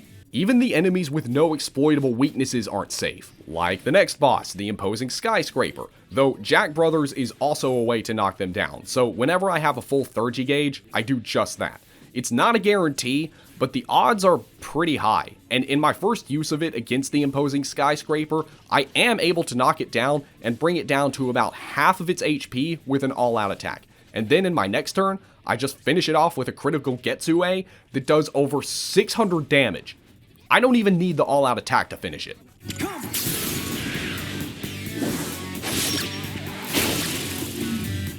That about does it. No shadows detected. After that, I blast my way through the enemies at the major Monad Door at the end, reach the top, and that's a job well done. Now it's... well, I think you get the idea by now. I'm mostly focusing on social links this time around, and I make some good progress. I even max out the Hierophant social link with the old couple, along with Mutatsu's. Man, if Mutatsu was real, I'd become a Buddhist just for him. I also start the Star social link with Mamoru, and the Sun social link with Akinari, which is especially important because it's one of the easiest ones to fail to max out, since he's only available on Sundays. In terms of story-related events, I have another one of those encounters with Revolver Jesus, Ken joins the party, and Junpei starts hanging out with Chidori. Once the summer break ends, Aiga starts going to school, and Shinjiro joins C's as well. He's the only party member without a weakness, so he sounds like a great candidate to use in the party, but... well, for those of you that haven't played yet, I'll just let you find out. The most important thing for me right now is that with school being back in session, I can resume progress on my school social links, although there's not much I can do in the short time before the next full moon. When the next full moon does come around, Junpei gets kidnapped by Chidori, but unfortunately, even without him, defeating the Shadow is still our top priority. This boss is the Hermit, and it's another pretty standard and straightforward boss. It's just one body, no weakness, no gimmicks, nothing. As to be expected, this thing specializes in electricity. Unfortunately, I haven't been able to counter Orpheus' electric weakness yet, and Yukari is still my best healer, so I need to bring her along too. Their electricity weaknesses are definitely going to be a glaring flaw, but right now I also have Ken with me, and he knows Makara-Karn, which reflects a single magic attack for one ally. The reflected attack won't do any damage at the boss because it is immune to electricity, but what's important is that it doesn't hit either of them, and it doesn't knock them down. Now, this boss's attacks aren't really anything to worry about. It has Gigantic Fist, which can be a problem, but he doesn't go for it very often. He also has Mazio and Zio, which, weak attacks aren't much of a threat this late in the game, and Tetrakarn, which can also be a problem, but again, it doesn't use this very often. His main attacks are these charging attacks that deal massive damage, but the game warns you about them several turns in advance. In fact, they can actually be prevented by dealing enough damage to him before he uses them, and that's exactly what happens almost every time. How much am I doing? Not much. Only around 300 to 600 with a Getsu-A, and 800 to 1200 with critical hits, depending on whether or not my attack is up and or his defense is down. The only way I can raise my own stats is with Fuka's Thurgy move, but I do have Mitsuru, so I can easily keep his defense down at all times. There is one turn where he prevents a physical attack with Tetrakarn, but when he does this, I have a full Thurgy gauge, so I use King and I, and this stops his charging attack. Makoto is my main damage dealer, with everyone else pretty much being there for support, and Thurgy attacks whenever they have them. Ken's Makara-Karn is a godsend here, because I don't have to worry about guarding with Yukari and Makoto. While it is pretty costly to his SP, I am doing enough damage that it's probably not going to be a problem. Although, even with the astronomical amount of damage I'm doing with Orpheus, it still takes quite a while. Once it gets really low on HP, it goes for accelerated charging and a last-ditch attempt to finish off the party. I don't know if it can be stopped, but I'm unable to do enough damage for that. So I take the hit, but it gets reflected by Yukari and Makoto thanks to Makara-Karn, and the next turn, I take it out with a King and I.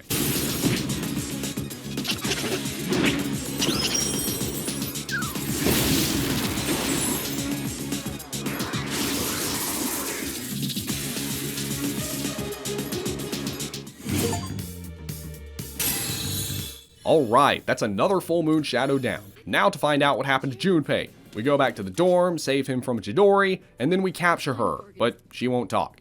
Junpei tries to see if he can get anything out of her, and while he's wasting his time doing that, I'm going to continue working on social links. Now I'm at a point where I'm getting close to finishing off most of the ones I haven't finished yet. In fact, I max out Hidehiko's Emperor social link, and I know a lot of people don't like this social link, but personally, I really like it because Hidehiko reminds me a lot of Law Hero characters in SMT.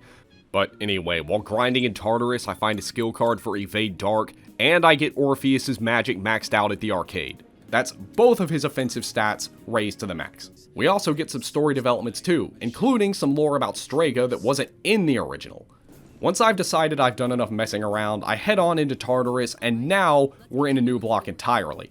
And this one has this gold temple look to it, but not much has actually changed. It's still pretty easy, and I was expecting the first boss, the Heartless Relic, to be easy too, but almost everything that could go wrong goes wrong.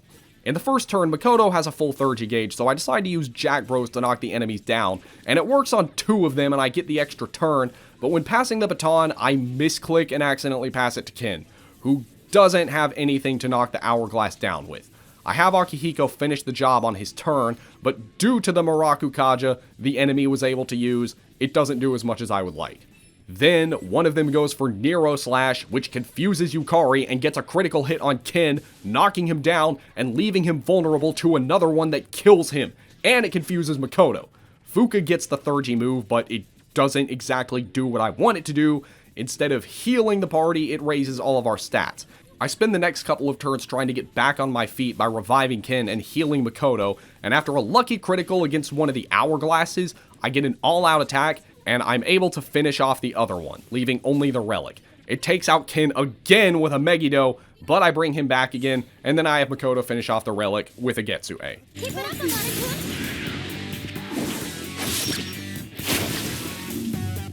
That's a win for the team. Good job, everyone. Oh, and this is another one of those gauntlet floors, so there's another boss immediately after, the Raging Turret. I can't use Getsu-A against this thing because it's immune to Slash, but surprisingly, it does have a weakness to Wind. So I just keep chipping away with everyone else while exploiting that weakness with Yukari for some good damage with all-out attacks, along with Thurgy attacks, and this is all while he goes for what few weak attacks he has, and yeah, pretty easy boss overall. And it only gets easier from here. I decide to use one of my skill cards to teach Orpheus single target boost, which increases the damage of all of his single target attacks, and yes, it stacks with slash boost, so total that gives Getsu-A about a 44% increase in damage, making an already insanely strong attack even stronger. Now, the terminal table is so easy I don't even think it's worth talking about. The Jotun of Authority is a little harder, mainly because of eerie sound, which causes distress, and I can't do any all-out attacks when the protagonist has this ailment, but even with that, it still goes down with little to no effort. Now, like I said, things are mostly going well in the dungeon, but after the fight against the Jotun of Authority, I'm starting to see rank 8 sword cards, and these can give me resist element skill cards, and I can get them from Twilight Chest too, and after not too much time looking around, a Twilight Chest gives me resist electric. I finally have a much needed counter to Orpheus's weakness to electricity. I also get some other decent skill cards too, like Blade of Fury, but I'm not sure if I want to teach them to Orpheus because Getsu-A is still my best attack. Alright, the next boss, the Isolated Castle, is another complete joke of a boss. He's immune to all magic, but physical is what counts here, so I just keep swinging at him, and I don't even get any criticals with Getsu-A. I start the battle with Fuka having her Thurgy ready, so that definitely helps. Ken and Mitsuru also have full Thurgy gauges, but I don't even think it's worth it. Mitsuru actually gets one with her normal attack, and then I go for Jack Bros, which doesn't knock it down, but the thing is so weak it takes a huge chunk of damage anyway. And then Koromaru finishes it off with his own Getsu-A.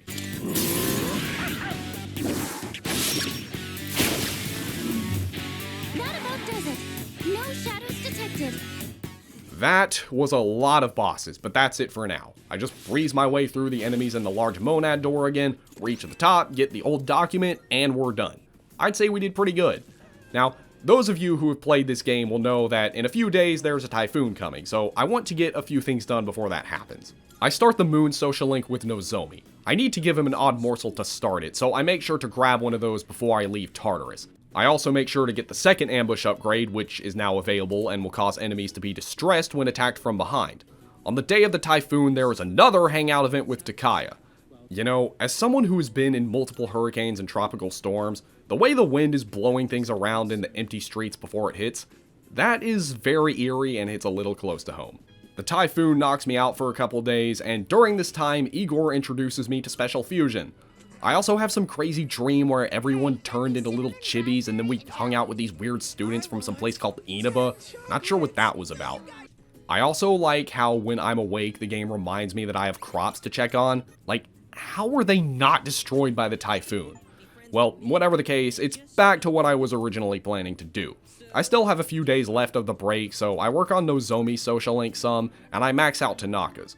We have that whole cleanup for the culture festival thing that didn't happen. I take Elizabeth out on a date to the school, max out Bebe's social link, then Nozomi's, and I almost max out a few others, and I come extremely close to maxing out Orpheus's agility. And almost immediately after the next full moon I do. And speaking of full moons, the next one is just around the corner. It comes, and on the night of the full moon, Shinjiro and Kin appear to be missing, but again, the mission must continue.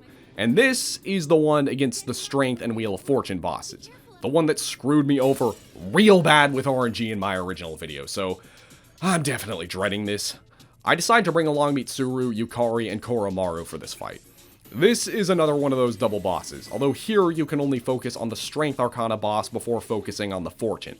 The Strength Arcana Shadow makes the Fortune invisible, but that doesn't prevent it from using its special move. On the plus side though, this is one of the few full moon bosses that can actually be knocked down and all-out attacked. And that's exactly what happens on the very first turn. Makoto uses Getsu-A with Orpheus, which is at max power now, although the boss does resist it, but the all-out attack does over 300 damage to it, which is pretty good, but that's not all. Koromaru also has a fancy move that I start using, Revolution, which, like I mentioned earlier, greatly increases everyone's critical rate. Although, again, like I also said, this applies to the enemies as well, so it could come back to bite you in the Mara later, and that's exactly what it does when it goes for its first attack. It knocks down Makoto with a critical, but its follow-up misses Mitsuru. After that, the Fortune Shadow does its wheel move, which will apply whatever effect it lands on to either the enemy or the party. Red means it will work in the enemy's favor, while blue means it will work in your favor. And look at that, I get the attack boost for my party with it. Okay, not a bad start. Then I knock the Shadow down again with a Getsu-A, and then Koromaru knocks it down, look at that. Mitsuru debuffs and Yukari heals, and I'm expecting another wheel, but the Fortune one actually goes for Garudine. Okay, well, I have Makoto attack again, and look at that. 3 crits in a row. We just got a critical turkey. And then Koromaru gets another critical too. Oh my god. Can Mitsuru get what? I guess not. Okay, the thing is going for the wheel again, and this time we get the bad result. 300 damage to the party, but also to the boss too? Weird, but the damage is manageable. I still have enough HP for another Getsu-A, and oh my god, 4 crits in a row. Can Koromaru get another? I guess not. I'm pretty low on HP, and I don't want to take any risks, so I have Mitsuru heal with a bead chain. Okay, another round of Wheel of Fortune, and I get a defense debuff. Okay, not horrible, especially after Fuka's Omni buff, but since I don't have Revolution active anymore, I go for Jack Bros and, hey, it got knocked down. It's not a crit, but it has the same effect, so I count it. I have Koromaru apply another Revolution, and I'm not sure what to do, so I just attack with Mitsuru, and oh my god, I love you, Mitsuru. Not in a romantic way, though, because I'm not gonna romance her in this playthrough. Okay, the boss is extremely low on HP now, and I don't really want to risk it, so I'm just gonna play it safe and have Yukari finish it off with a Thurgy attack.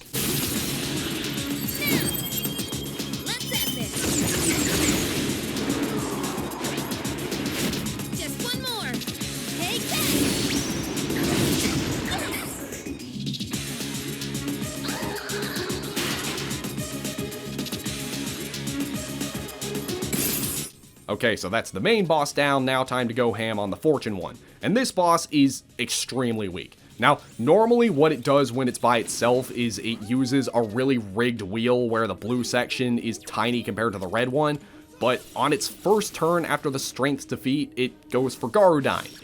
Makoto uses Getsu-A for another crit, and it does over 1,500 damage, and the subsequent all-out attack doesn't finish it off, but Mitsuru's Thurgy attack will.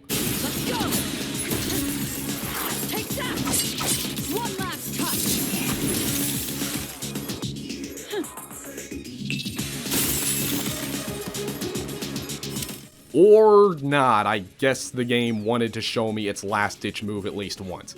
This time, the blue section is much bigger, but in the red section is the Grim Reaper, which I assume is an automatic party wipe, and... oh, crap. Oh, wait, never mind, it didn't do anything. Okay, goodbye.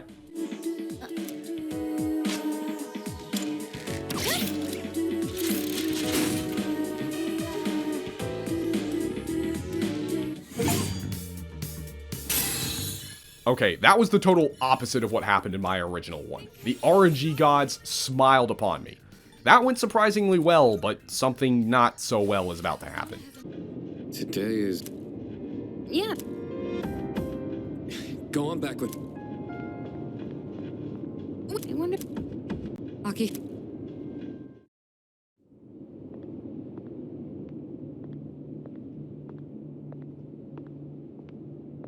You came.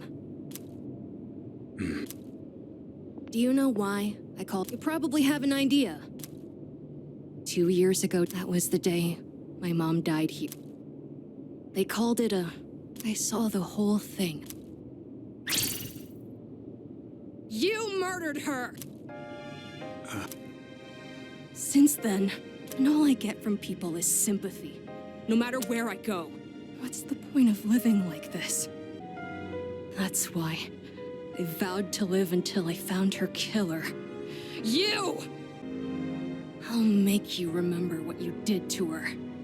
I'm gonna kill you! Do it. It's my fault, but I gotta give you a warning. A warning? You take my life, and you're going to end up just like me. You better be prepared for that. What? Are you begging for your life? Even if all you have now is hatred, one day you'll regret it. I must say, I agree. These are not his sins to bear. That is the nature of revenge. Is it not permissible to kill those who are themselves killers? I shall deliver unto you both salvation. What'd you say? My, protecting your would-be murderer? Oh, but that's right. Whether or not to this boy's revenge, you are fated to die regardless. What does he mean? You've been taking those suppressants for some time now. You don't have much longer. Listen to your body. The signs have already begun. The cause of death is hardly of importance. Besides, the breath of life is faint in you as well, child. You were planning to join him once the deed was done, were you not? Mara, what? This may be a bit ill-timed, but no matter. It matters not whose life I take first. You're both destined to perish anyway.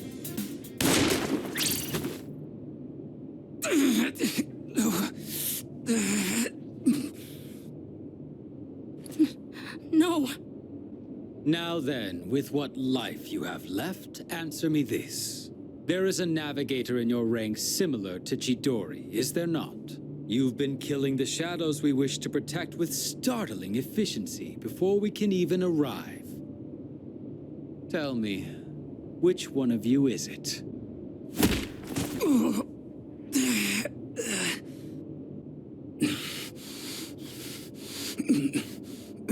There's no one. Wait! It's me. Really now? It's the truth. That's the only reason they let me join, even though I'm a kid.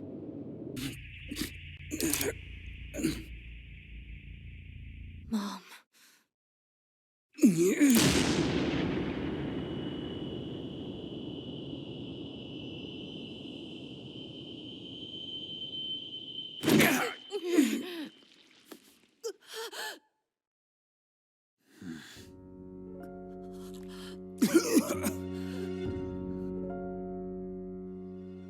Just what was that for? What reason could you possibly have to risk your life for this child? Shinji! Your companions? How very unfortunate. The fun had just begun.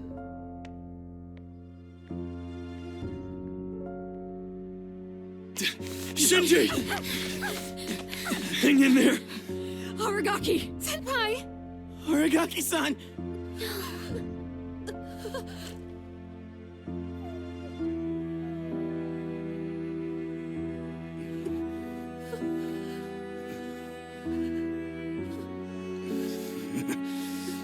What's with the long face? Isn't this exactly what you wanted? It's all right. Hold on to that anger. Let it be your strength. You've still got your whole life ahead of you, don't you, kid? From now on, you're gonna have to live for yourself. But I can't.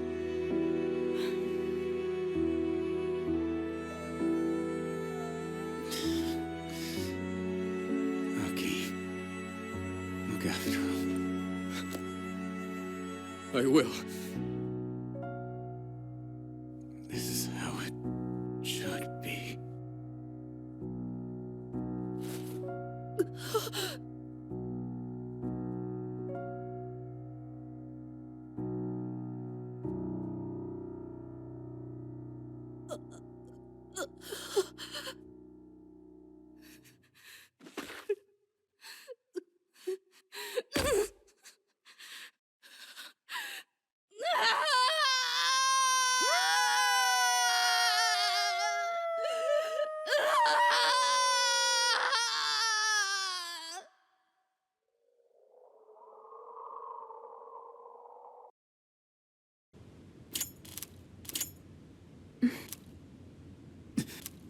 How did they put together this funeral so fast?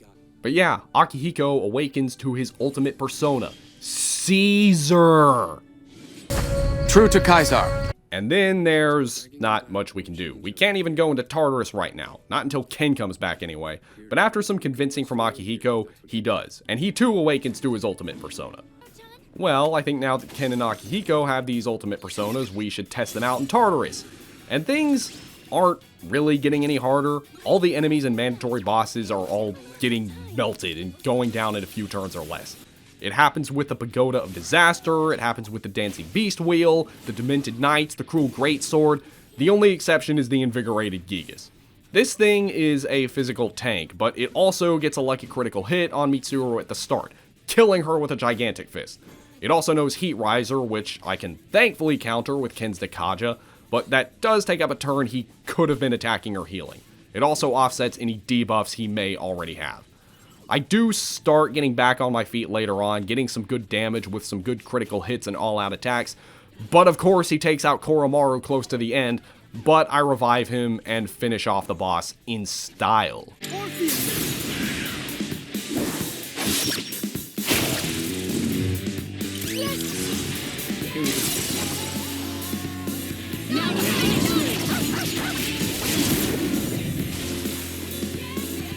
That's a win for the team! Well, that's all the mandatory bosses. Now I have the Monad bosses, which normally aren't worth talking about. However, the first one here is the Minotaur 2, and this boss is impossible.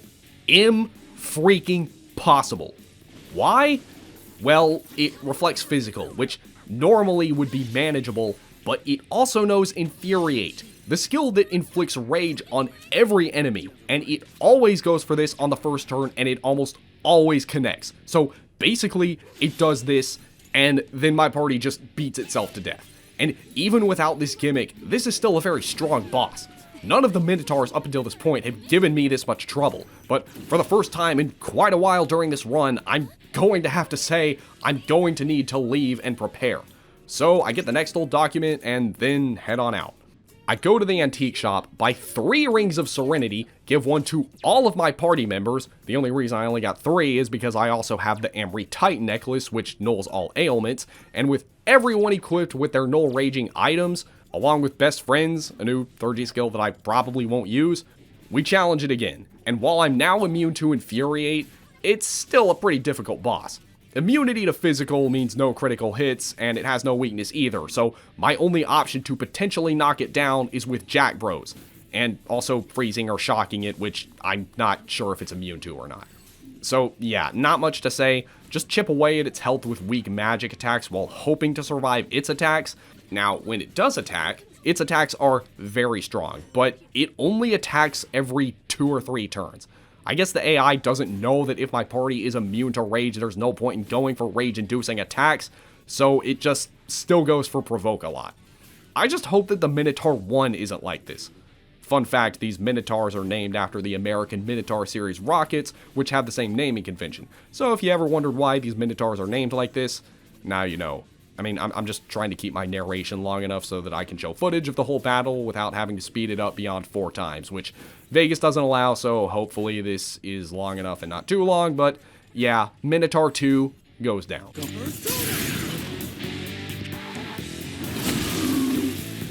That about does it. No shadows to... Alright, next 2 bosses are super easy. I get the Arcana card, and then get out of there. After that, it's, you know, more messing around, more social links, then the 3rd round of exams come around, which of course I ace and score the highest in the class, but remember what I said about my stats being maxed out when they hit rank 5?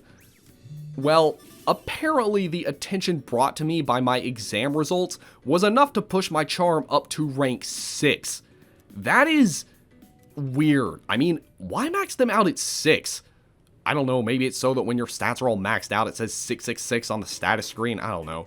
Whatever the case, that means I still have work to do if I want to max out my stats by the end of the game, especially academics if I want to score the highest on the last exam and complete Mitsuru's social link. So, getting back to business, I do start Yukari's social link now that I have max charm. Fuka awakens to her ultimate persona. I get my academics maxed out, so it looks like I don't have much work left to do.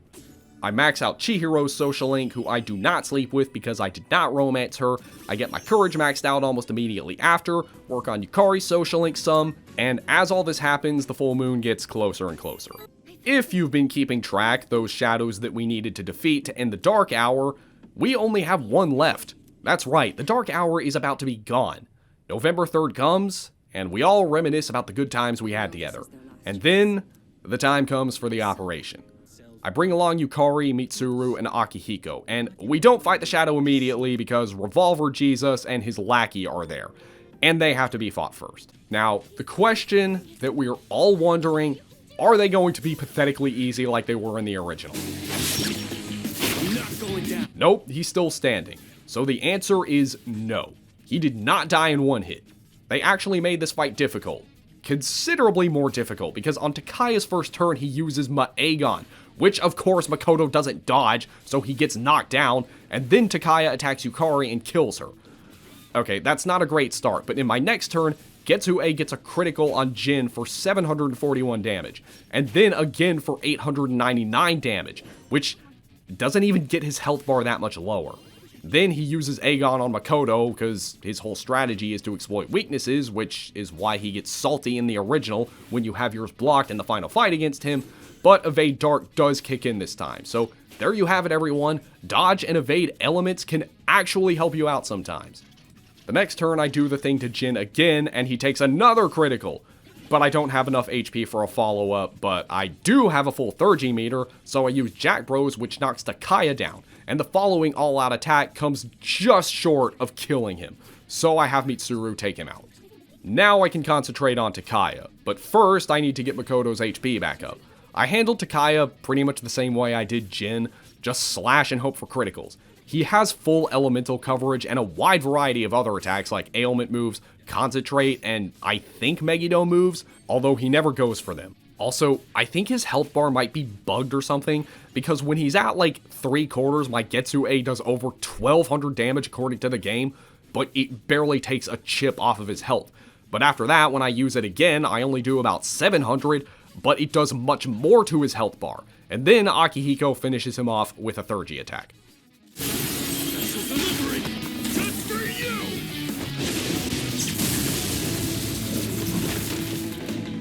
This can't be.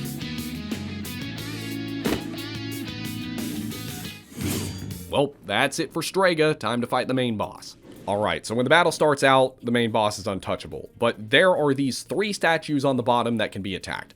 I didn't look at this boss's stats or how to beat it tutorials or anything like that before going in, and to be honest, I don't remember much from the original, but I have a feeling that I need to take these things out. So I attack the one on the left and knock it down with a critical. Then I attack another one, and it's actually weak to my Getsu-A. Not sure if it would have been a critical or not, or if that would have even mattered, but whatever. And then I attack the other one, and another critical hit. And then an all-out attack that doesn't finish them, but it leaves them with barely a sliver of HP left. So I have Mitsuru use her attack to take out the middle one. Then she uses Mabufula on the remaining two, revealing that the leftmost one is weak against ice. I'm guessing it's a deal where the left one is weak to elemental magic, the middle one is weak to physical, and then the rightmost one is weak against light and darkness. Whatever the case is, the main boss is now vulnerable. I have Yukari and Mitsuru use their 30 attacks, which don't do a lot. Akihiko heals Makoto, and then the boss uses Maegan, which knocks down Makoto. And then he follows it up with Dekaja. I don't think I've buffed yet. No, I haven't. I then have Makoto use Getsu-A, which, of course, doesn't crit. I use Fuka's 30 move, and I get the charge move, which more than doubles everyone's next attack, and Makoto's next Getsu-A does over 700, but it still doesn't crit.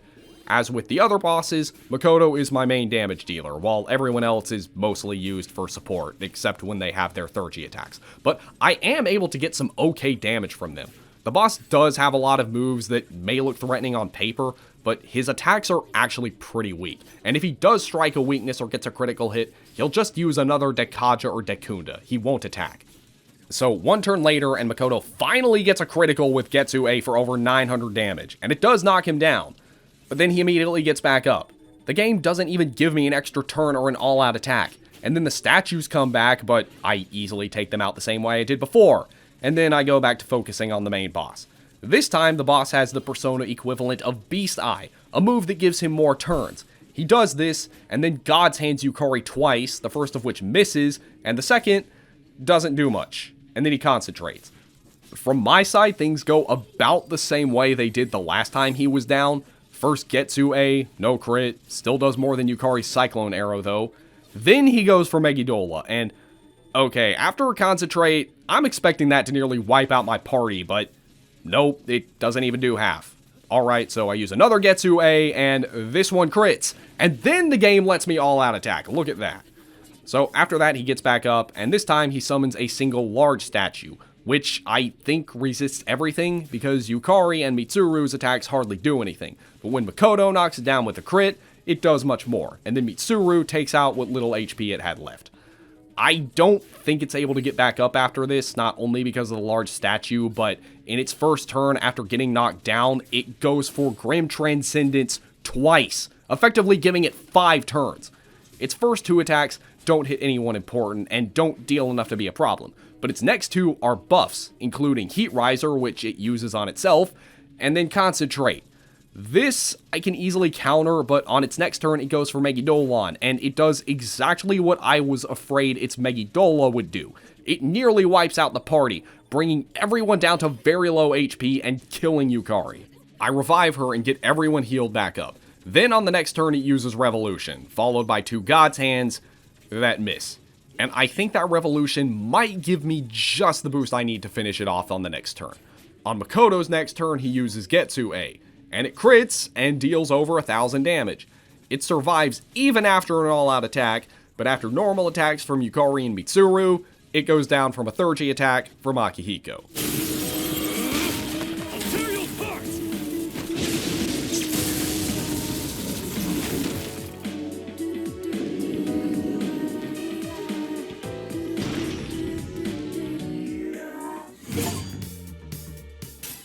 So, this is the last shadow down. The Dark Hour is now over. All there is to do is celebrate and live happily ever after. The next morning, Pharaoh shows up in our room, saying his final goodbye and maxing out the death social link. And after school, it's time to party! Time to take a picture! So now, we are all anticipating the Dark Hour not happening at midnight. Midnight comes around, and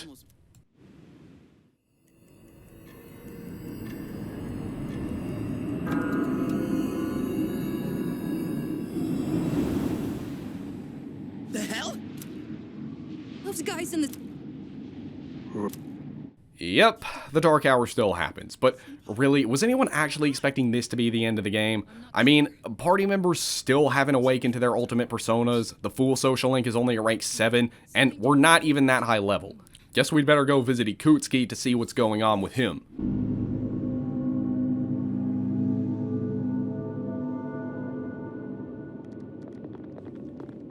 Yakushima-san. What are you trying to accomplish? Destroying the shadows, getting rid of the Dark Hour. It was all a lie. You've known Excellent deduction. Unfortunately, you're too little too... You see, I too was assigned... The experiment did go awry. They manifested as a result of harvesting. That's why your grandfather gathered so many... Humanity has overrun this world. The only hope of salvation lies in ruin.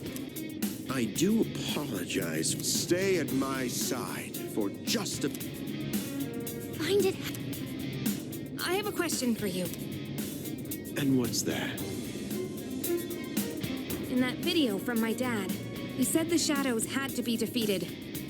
Was that a lie too? That was in fact his recording. Of course, I had to modify it to my specifications. I was hoping you'd be able to see the light.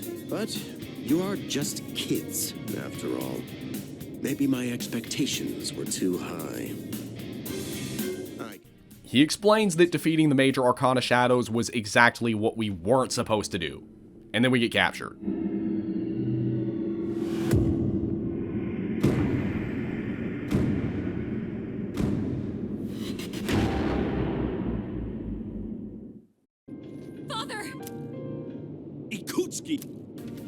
It's exactly what it looks like. All the pieces. What? You traitor!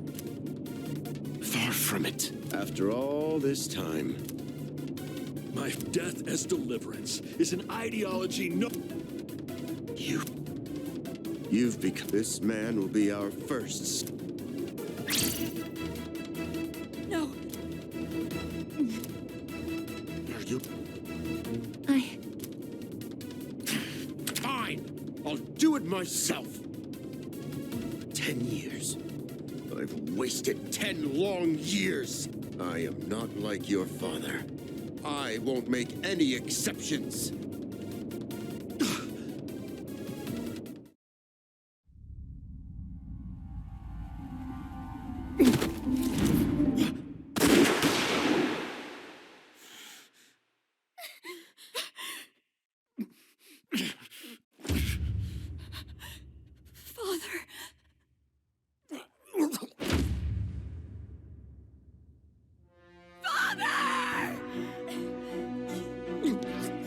Blast it!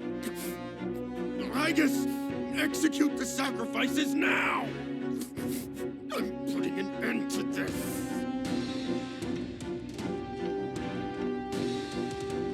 Igus! Hey, come on, I know you wouldn't do this! Do it, Igus!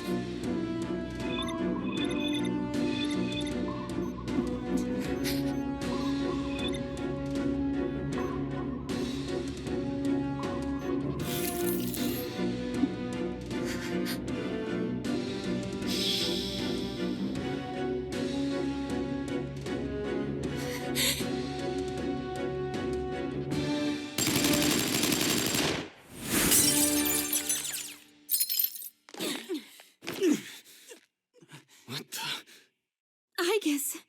What? Father! You good-for-nothing failure of a machine! I'll do it! Koromaru!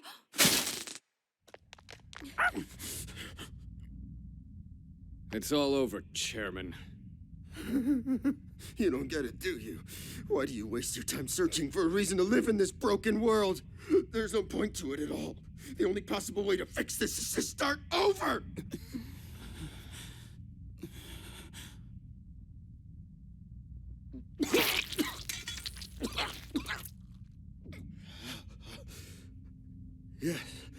Yes, I was chosen. I'm going to be the god of the new world!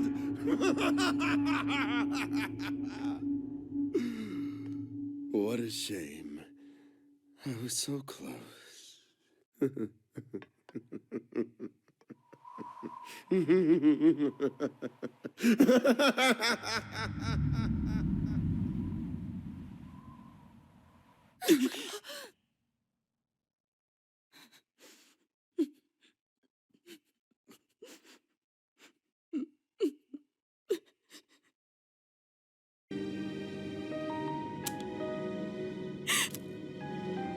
My father, he swore he would atone for putting our... But I became a persona...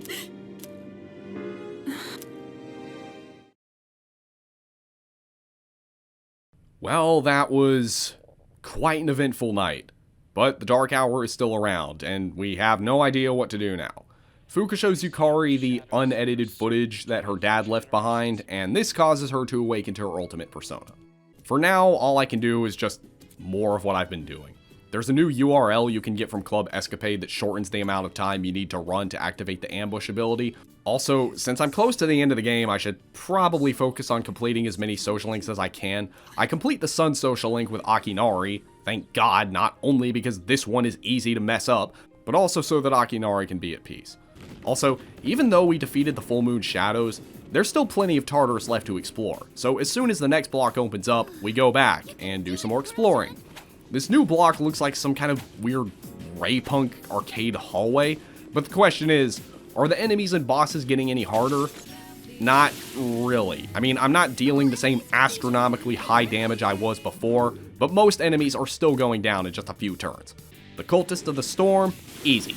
The Merciless Judge, okay, that one is a bit of a challenge because he's immune to slash attacks, and ice too, which is the only magic element I have on Orpheus right now, but he can't really do much to me either, and I'm able to get some good damage on him at the start by knocking him down with the Jack Bros, but after that, it's just a game of stalling until my Thurgy meters start filling back up, and when Ten and Koromaru's fill up, that's exactly what I need to finish it off.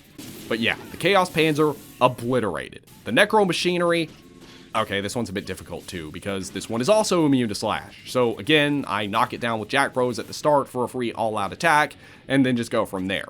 At least this one isn't immune to ice, and its defenses are lower in general, although its offenses are also a bit stronger, but still nothing to worry about, and I'm able to finish it off without the need for any more Thurgy attacks.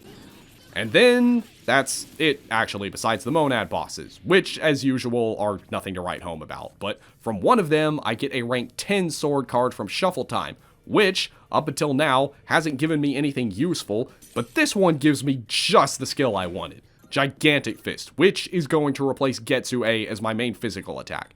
Though with this being a strike skill, Slash Boost will have to be replaced by Strike Boost, which thankfully I have a couple spares of. I also do something I should have done several levels ago. I fuse Siegfried to learn the 3G skill Scarlet Havoc, which is arguably the best skill in the game besides Armageddon. So that's another block clear. Now the next day at school, we have a new student who looks suspiciously like that kid that kept sneaking into my room at night. And even though he's flirting with all the girls and taking them out on dates and everything, he actually seems more interested in Makoto. I don't know how to feel about this. I do feel pretty good about the fact that later in the same day I'm able to buy enough luck instances to get Orpheus's luck to 99, leaving endurance as the only stat that's not yet maxed. But because it's the only stat that can now be increased upon leveling it up, it will reach 99 very soon. I'm also starting to get close to completing Elizabeth's requests, and I have one more date to take her out on. I have to give her a tour of the dorm, including my room. And there's a new option that was added in Reload. I had been subconsciously requesting to visit locations that were more and more central to your life. And today, I endeavored to visit the one place in your world where I could learn the most about you. That is the reason as to why I requested to visit your room. Let me put it more plainly. I'm rather naive to the ways of your world, and there must have been many times when I behaved quite strangely. However, even I understand the significance of inviting a gentleman into his own room. If you wouldn't mind, I'd love for you to guide me through it. You know, I haven't romanced any of the girls yet. Why not? Thank you.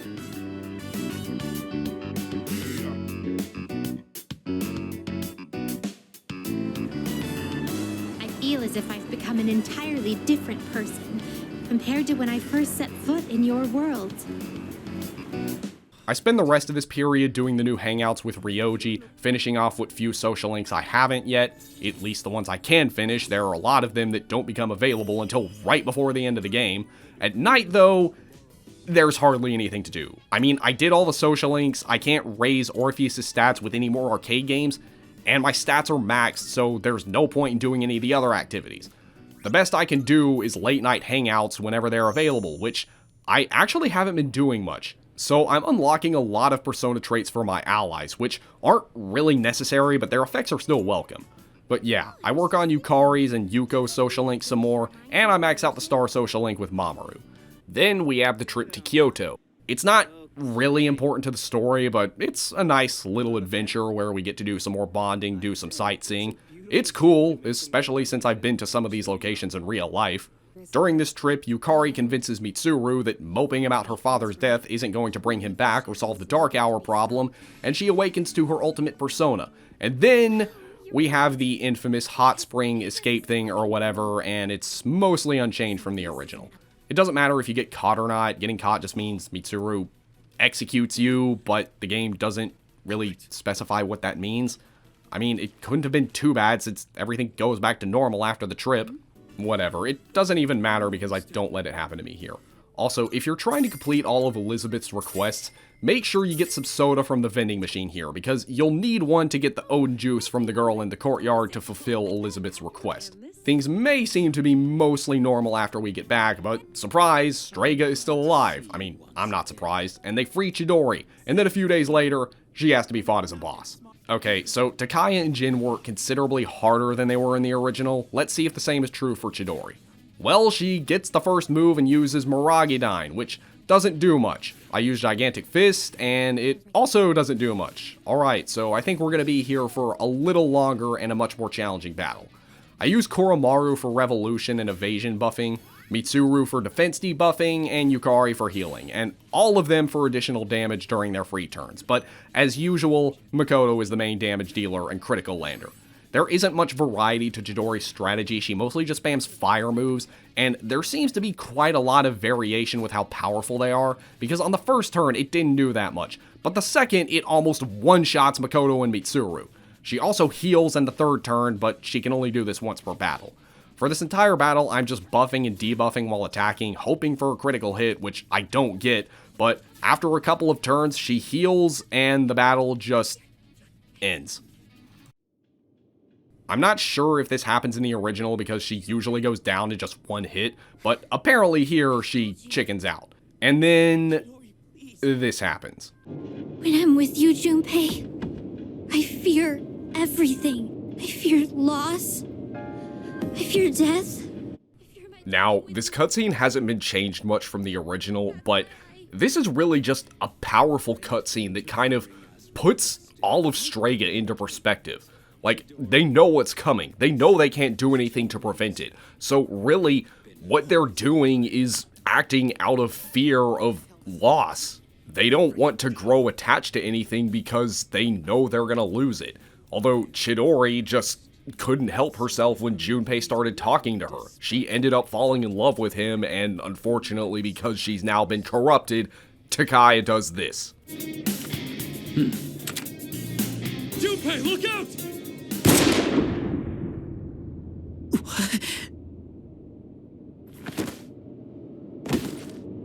Junpei. Junpei fell victim to Takaya's cutscene gun, but Chidori is able to bring him back to life. But unfortunately, she has to do this at the cost of her own life. Come on. This might be all I ever needed. Just being in each other's arms. It's nice. Say something, please.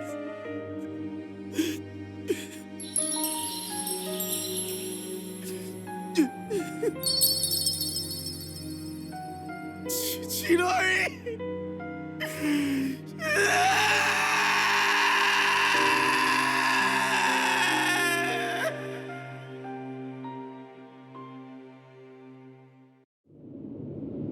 And then Junpei awakens to his ultimate persona. Let me go! I'll... She entrusted you with this life! Don't just throw it away. No guys, it's okay. If we end the cutscene and start combat with him, his gun won't be able to one-shot anyone anymore. Okay, so the next day we start this part-time job event thing at Wild Duck Burger. This wasn't in the original. What was the point in this? I guess to spend more time with Ryoji. And then I max out Maiko's Hanged Man social link. Now, when the next full moon comes around, there is no operation, but Aigis does take the opportunity to confront Ryoji, and we find out why she was so hostile towards him. I finally understand. That's why I feel this way whenever you are around. And you, your true name is Death. You are the shadow I sealed away 10 years ago. Shadow?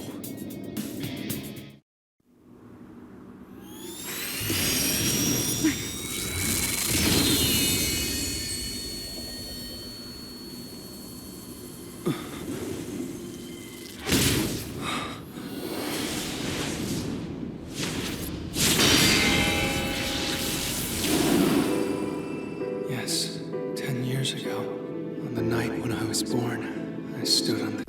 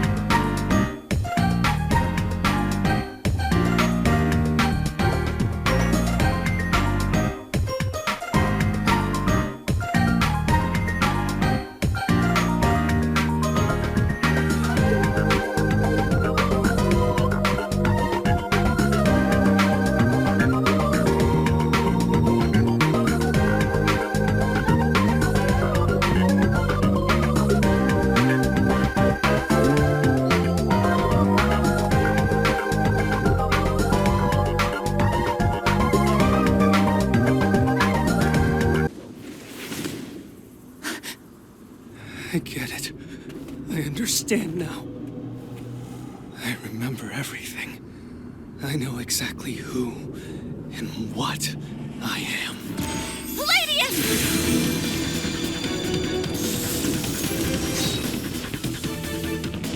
Don't be foolish, I guess. You can't win. I'm even stronger than before. The machine is created to serve a specific purpose. I will destroy you. That is my only reason for existing!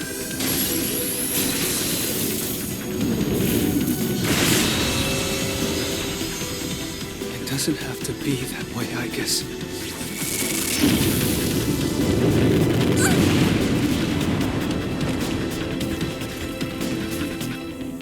Sorry. I can't carry out my mission. I'm a machine that can't fulfill its purpose. I have no reason to exist. I'm sorry, everyone. I'm so sorry. I'm scared. Aigis! I'm sorry. I remember everything. I remember who I am, who he is. Leader, I know why I wanted to be by your side. I'm sorry. I failed.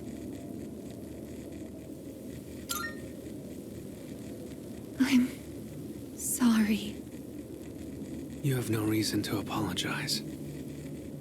You?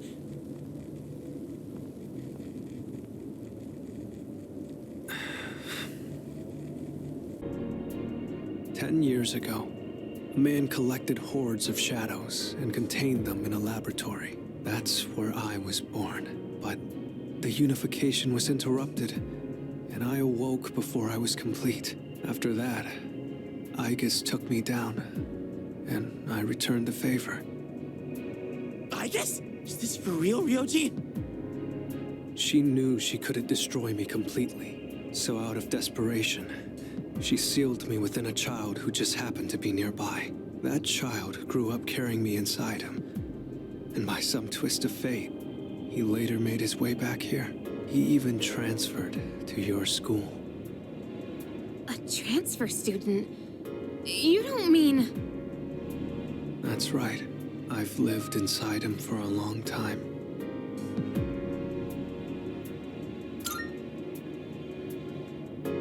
But how...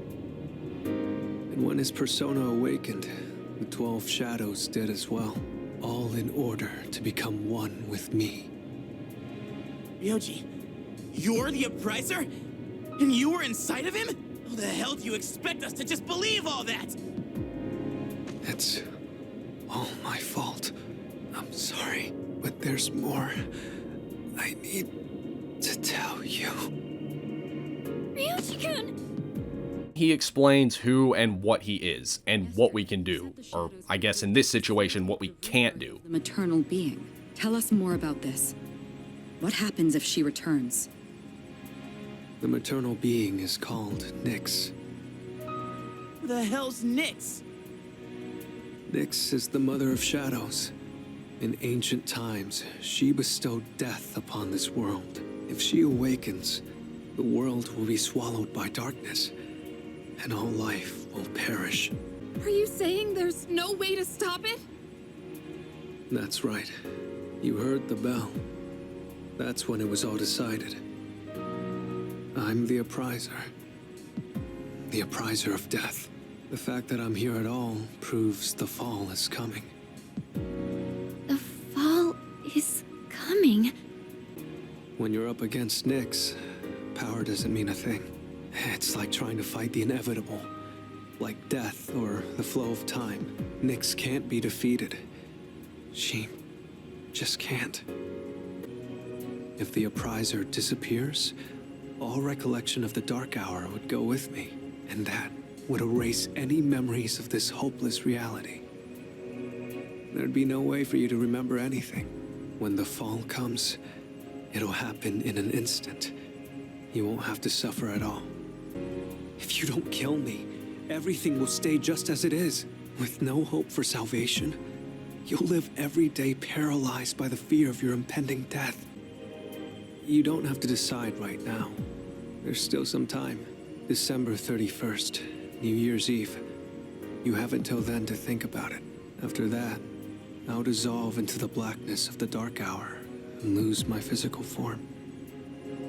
Ryoji. When Nyx arrives, I'm going to disappear anyway. So please, don't worry about me. I'll be back when New Year's Eve rolls around. So we can kill him and we'll all forget everything and be wiped out painlessly, or we can try to fight Nyx and probably lose. He gives us the rest of the month to think about it. Oh, and I hope you weren't planning to use Aigis for the next couple weeks because she's, well, not really in fighting condition. And yeah, we are in the second to last stretch of the game. If there are any social links you wanted to finish but haven't started yet, well, you better get on that. I start Mitsuru's social link because now I can, and then, clear the next section of Tartarus because I also can. The enemies and bosses are still mostly jokes. The Icebreaker Lion goes down pretty effortlessly. The Blazing, Voltiac, and Deadly Siblings give me a bit of trouble because the middle one has no weakness, but with some lucky critical hits, I'm able to take out the others with all-out attacks and finish off the remaining one easily. The Scornful Dice, I take that thing out before it can even put a scratch on anyone. The Minotaur Nola is the only one that's actually a bit of a challenge. Care to guess why? Yeah, it's immune to strike attacks, but I'm still able to get critical hits with him. Right now, Makoto has the legendary Cleaver equipped, which is a pretty weak weapon for this point in the game, but it does come with a greatly increased critical rate, and it stacks with Revolution, along with my other critical buffs. The main downside is that my normal attacks and all-out attacks aren't as strong, but it's still a fair trade in my opinion. The Minotaur just spins the battle using its weak electric and light attacks, which don't even hit very much because I keep its evasion down, but even when they do hit, they don't do a lot. However, when it starts getting low, it starts going for physical attacks, and these do a lot more. Its first charged heat wave does more than enough to wipe out the entire party, which I should have seen coming, but I am able to avoid a game over because it misses the protagonist. I don't want to deal with that again, and since Ken has a full Thurgy gauge, I have him use his new Thurgy attack, Divine Intervention, which fully heals and revives everyone. And it reflects one attack, which is honestly kinda OP. On its next turn, it uses Concentrate this time, and I try to see if I can take it out before it can attack. I can't, but then it uses Makogon, and it gets reflected, and that's the end of the battle.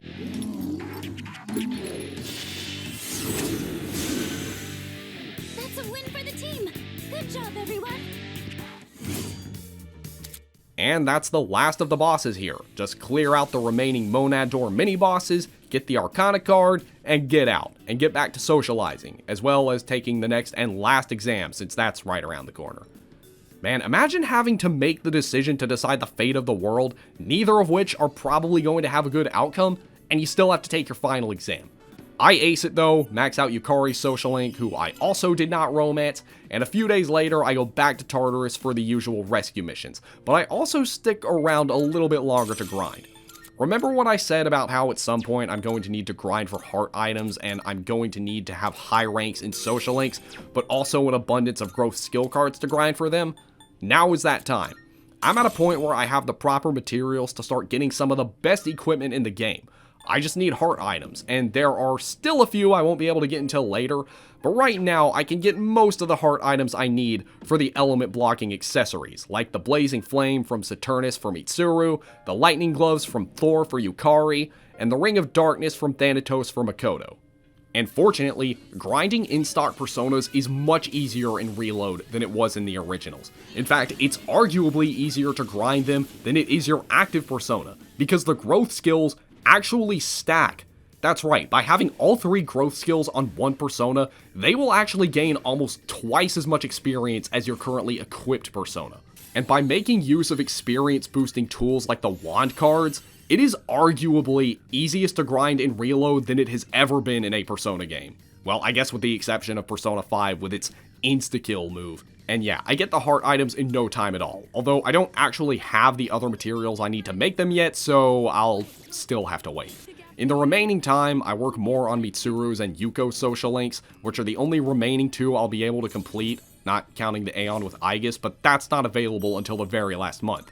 And speaking of, December 31st rolls around, Aegis comes back, she awakens to her ultimate persona, and we all make our decision not to kill Ryoji. He tells us how to fight Nyx, and then disappears into the sunset. And then the full social link gets maxed, and the Judgment social link starts. We have a little New Year's celebration the next day, and now all there is to do is just prepare for the upcoming fight. But there is one more block of Tartarus to clear. Now, as is to be expected, the enemies here are pretty tough, at least compared to the other ones. But with how powerful my Orpheus is, they're not bad, and the bosses still get obliterated. The biggest change here is that I can start seeing some of the extremely powerful late game skills in skill cards. These are going to be absolutely necessary for creating the perfect Orpheus, and I get pretty lucky with them too.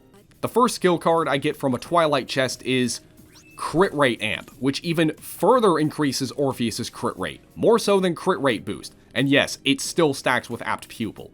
It doesn't stop there though. I get the skill card for Heat Wave, giving me a much needed multi-target physical move, and I start getting the physical amp skill cards too, including Strike Amp, which replaces Strike Boost, and it makes the increase go from 25% to 50%. Now, I could probably clear this whole block in one go, but after the second boss, I actually leave so that I can buy those weakness nulling accessories from the antique shop because I actually want to get some use out of them for things other than the final boss. And, you know, I also actually have the materials now. This is also the part of the game where I get really OCD about which skills to give my Orpheus. Like, Do I want to give him both the boosters for almost double damage? Do I need Evade Dark? Do I actually want to specialize in slash attacks instead? Do I want to teach him Megidolon since it's the only severe magic attack that I can teach him? Which I do, actually. Before going back, I spent some more time with the gang, start Aegis' social link, and max out Yuko's, who I also did not romance.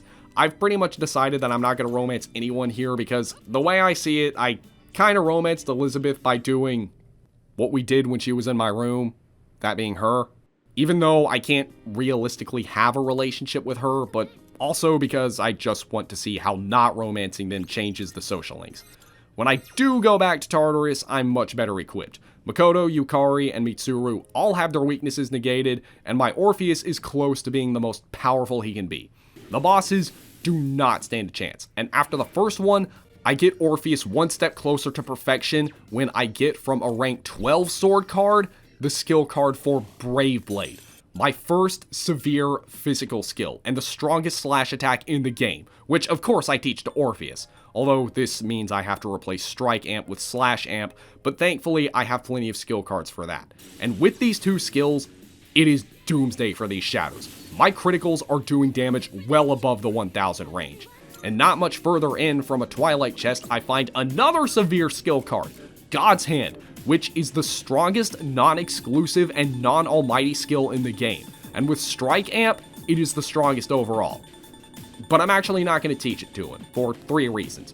Reason number 1 is that Brave Blade has a higher critical rate. Reason number 2 is that Brave Blade is boosted with Slash Amp, but 3G skills can also be boosted by your Persona's booster skills, meaning that Scarlet Havoc, an already extremely powerful skill, becomes even more powerful due to it also being Slash type.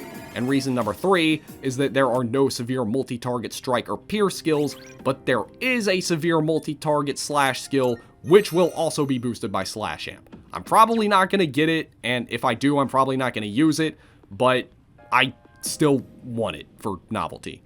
Speaking of important skill cards, from a Twilight chest a little further up, I find Enduring Soul, which revives you with full HP when you're defeated once per battle, and should be a staple skill on every protagonist in the late game, and it has saved my bacon many times throughout the series. I continue to effortlessly swing and slash my way up through Tartarus, dropping the bosses like flies, until I get the Judgment social link up to rank 10. There is a Monad door here, but I want to come back with even more powerful equipment. So I just head on out to forge the equipment and work more on social links. And at this point, I have the heart items of pretty much every late game persona that I need. From Atavaka's heart item, I can get the Aura Dog Suit, which is Koromaru's best armor, and it nulls his weakness to light. Oh, and I can't forget the fan favorite Lucifer. With his heart item, I get the Lucifer Blade, which is the strongest weapon the protagonist can use. And while not an exclusive heart item piece of armor, I also have the Fallen Noble armor, which blocks all ailments. With these in hand, I head back to Tartarus once again to clear the last Monad door, and I shred the first 2 bosses to pieces. But at the very end, there is a familiar looking shadow. It's that Not Abaddon thing we fought with Takaya, and this time it looks like we have to fight it for real. Sounds good to me because I've been wanting some revenge after what it did to me. Anyway, at this point, I'm not expecting a hard fight. All the bosses up until this point have been painfully easy. Orpheus has a set of some of the best skills that are obtainable in the entire game.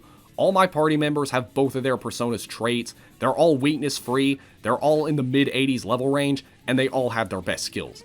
And yes, I've decided that my final team is going to comprise of Yukari, Mitsuru, and Koromaru. I pretty much just have Makoto spam Brave Blade every turn, while Koromaru supports with Debilitate and Revolution. Mitsuru spams Diamond Dust in hopes of getting a freeze, and Yukari attacks and heals when needed.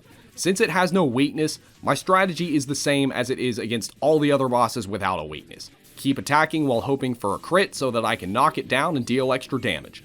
Unfortunately, even with Revolution, this doesn't seem to happen, but I am still doing decent damage. I also get a stat boost from Fuka, which helps. Even non-critical Brave Blade is doing pretty good though, about 400 damage, while Mitsuru's Diamond Dusts are doing around 300. That's not bad, but this boss has a passive effect where it automatically heals 300 HP each turn, so it's just a big endurance test. Its only moves are Poison Mist, Mabufudine, Concentrate, Megidolon, and Diarahan, which it uses when it gets low. Which is great, and it does this after I get my first critical hit actually. But yeah, Mabufudyne, not a problem since nobody is weak to it. Poison Mist can easily be healed off by Yukari's Amrita Shower. Megidolon does almost nothing.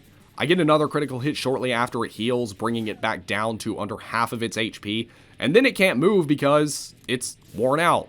After this, I test out Mitsuru's new Thurgy move, which is a massive almighty attack with a debilitate effect. I have Yukari almost finish it off with a Thurgy attack, and then a critical Brave Blade takes it out.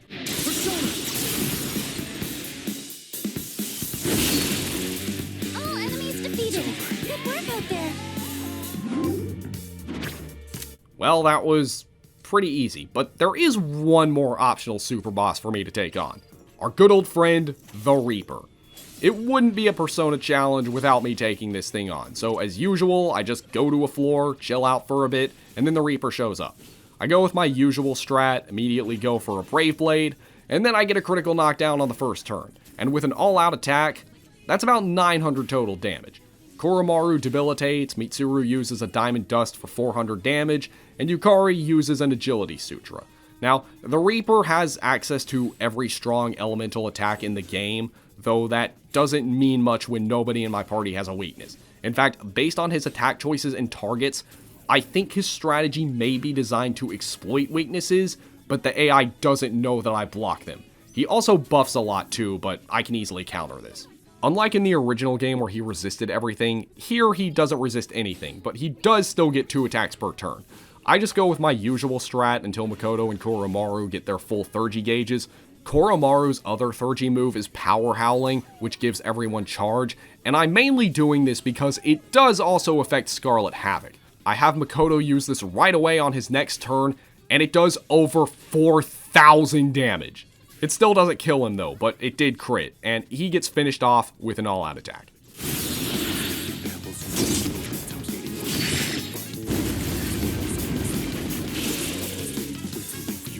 The enemy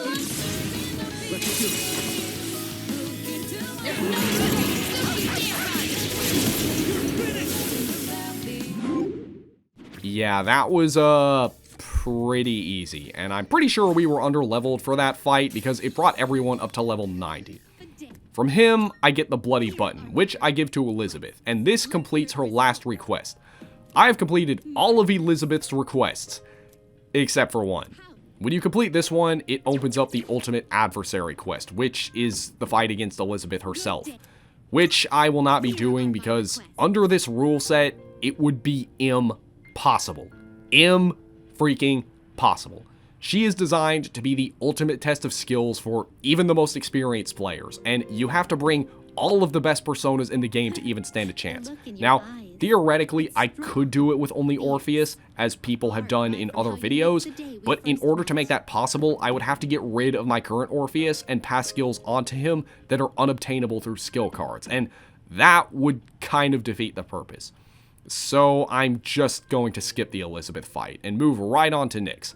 Now, there's really nothing left to do except complete my remaining 2 social links, which aren't a problem at all.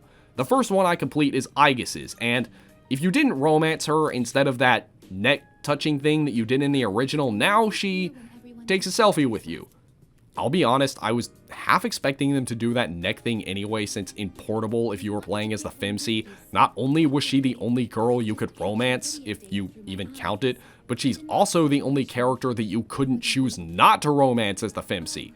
But this is still good, and shortly after that I finish Mitsuru's social link, and she gives me the keys to her motorcycle. Now all there is left to do is just kill time until the promise day.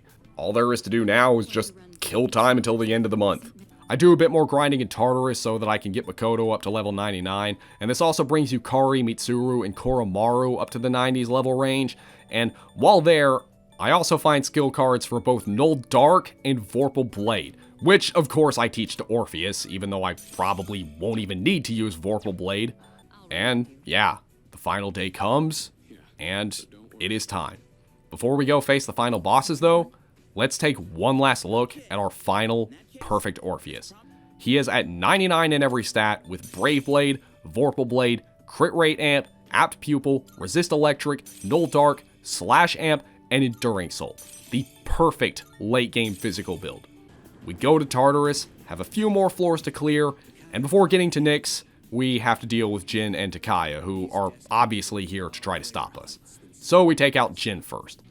Okay, he didn't comment on the fact that my party has no weakness. I always found that to be an interesting detail in the original. His whole strat was based on exploiting weaknesses, so he gets pissy when your party doesn't have any. But anyway, I think you guys already know what's going to happen. I'm going to use Brave Blade in hopes that I knock him down with a critical hit. And when I do, all-out attack, and just use everyone else for everything else. I also see that everyone has a full 30 gauge, so on Koromaru's first turn, I use Power Howling. Jin uses his weakness scanning move, and okay, now Jin comments on my lack of weaknesses. Well, sucks to be him. I just go for Scarlet Havoc, and look at that. Almost 5,500 damage, and another 1,000 with an all-out attack. And, oh, Yukari still has her attack to use. Koromaru uses Revolution to get everyone's crit rate back up, and Jin does some Flash Grenade attack, which brings me down to not enough HP to use Brave Blade. But I still have Fuka's Thurgy, and it doesn't heal me. Okay, whatever. I use Mitsuru's Execution attack to keep his stats down. Jin does his Grenade attack again. Then I use another Brave Blade, and it does about 1,400 damage with a crit, and barely puts a dent in his health bar. Neither does the subsequent all-out attack, which does 1150 according to the game. I don't know what the deal is here. Even Mitsuru gets a critical hit, and this all-out attack that supposedly does 1100 damage barely does anything either. I think this is going to be one of those battles with a scripted ending. Okay, no, he gives himself Persona Steroids, which heals him, but apparently does 1,600 damage to him, which is like 3/4 of his health bar. But then it goes back up. I really don't get it. I'm just gonna attack him, so yeah, that's another 1,300, and then another 1,100 with an all-out attack. Mitsuru gets a crit too, giving me another 1,250 damage total. Jin goes for Megidolon in a last-ditch attempt to take us out, and it actually does nearly wipe out the party, but it doesn't. And then another Brave Blade and a critical from Yukari takes him out.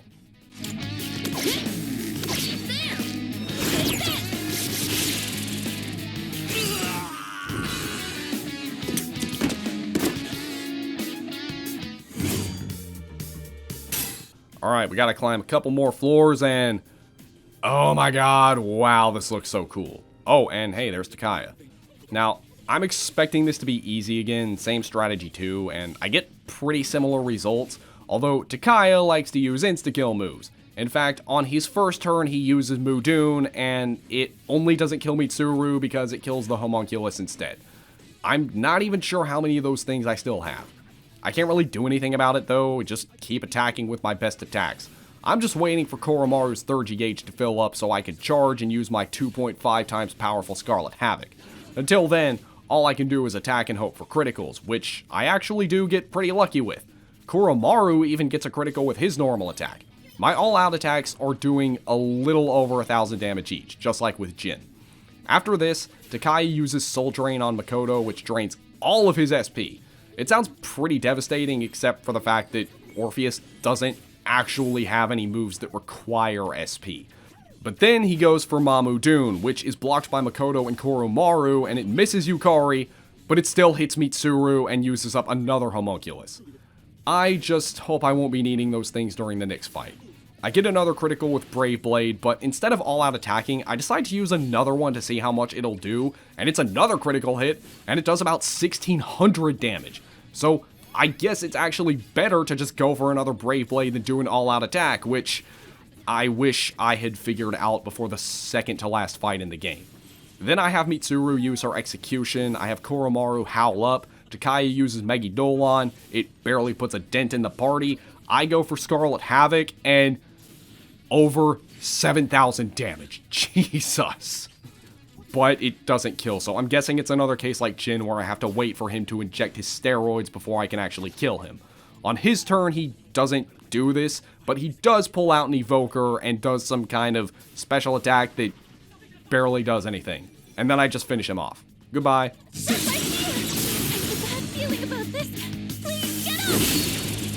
This can't be.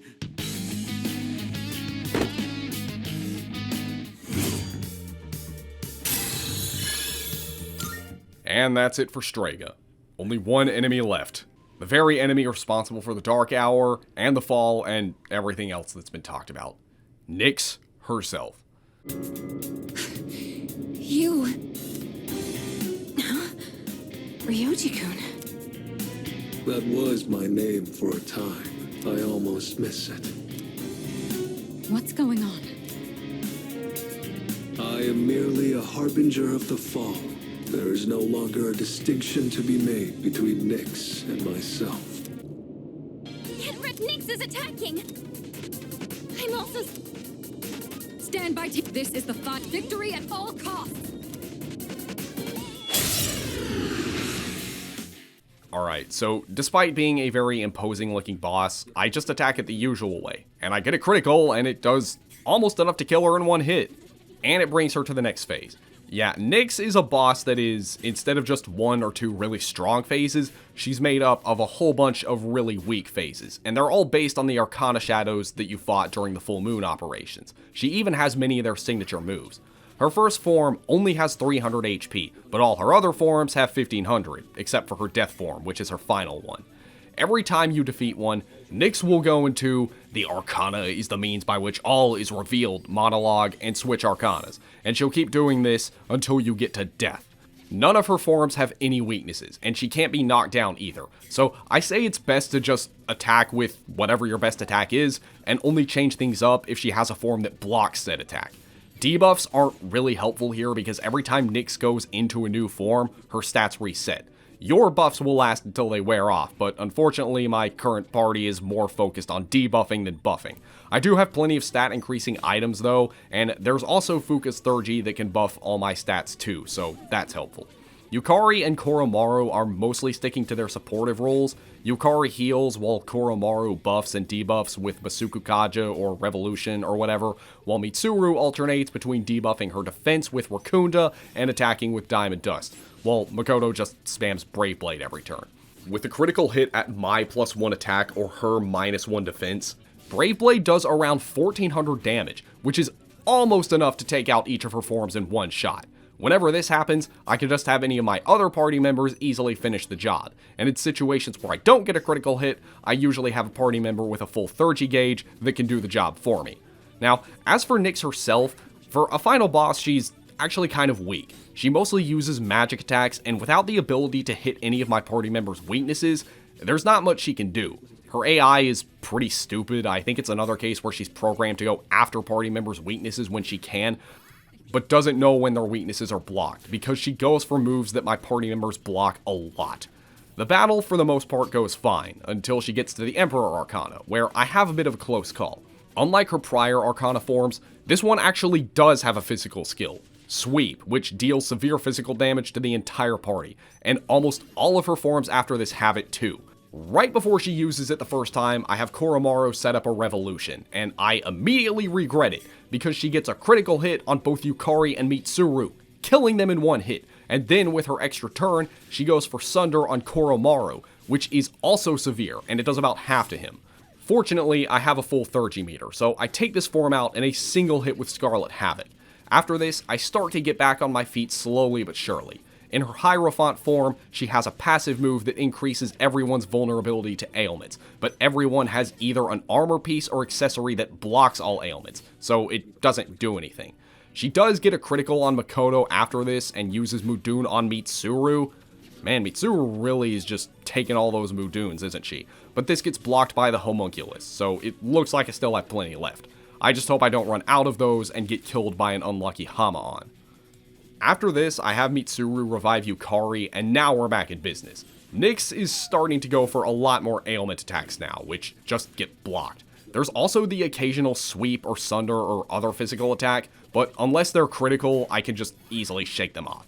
Every now and then I'll lose a party member to a strong magic attack or physical attack or something, but for the most part, it doesn't ever get to a point where I feel like I'm in any real danger. There are also a couple of forms that are immune to slash and other physical attacks, so the best thing I can do in these situations is either save Scarlet Havoc for them, or just have my other party members do all the work. There is another part in the fight where I have another close call and actually come very close to a game over. In her strength form, immediately after a revolution, she goes for Mobius Rondo, which crits Koromaru and kills him and Yukari. Then she goes for Sunder on Mitsuru, and it crits and kills her. Then she goes for it on Makoto, and it crits and knocks him down, and then goes for it again, killing him, but he survives thanks to Enduring Soul. A perfect example of why you should always run Endure and Enduring Soul. After that, I just revive everyone one by one with life ointments, and after this, I go through her Hanged Man form, and then I'm finally at her Death form, the last one. This form has 7,000 HP, but it's actually not that hard. She immediately goes for the move Apocalypse on her first turn, which reduces everyone's HP by 99%, but it can't kill, so there's really nothing to worry about. Then there's Night Queen, which is a weak almighty attack that's supposed to inflict random ailments, but doesn't for reasons previously stated. And other than that, it's just a mixture of support moves and moves exclusive to the Full Moon Shadows, which aren't enough to pose a problem. Well, except for Grim Transcendence, which is that one that gives her more turns. I noticed that Makoto has a full 3G gauge shortly after this phase starts, so I use Scarlet Havoc for 3,300 damage, and now she is almost down. However, with an Ice Storm, she gets the freeze on Yukari, and after a Grim Transcendence, she knocks down Yukari with a sweep. But instead of attacking, she uses Dekaja, Heat Riser, and then Tetrakarp. I just counter this with my own Dekaja gem, lower her stats again, and then I notice that Mitsuru has a full 3G gauge. So I have her go for Blizzard Edge, and this finishes Nyx off. Thanks to all of our combined efforts, we have done it. Let's go! Take that! One last touch!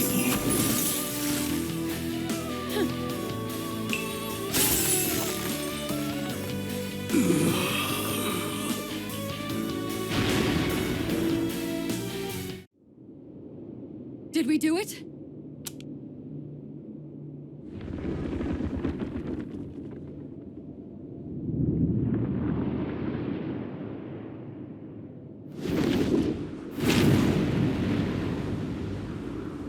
Such a pity.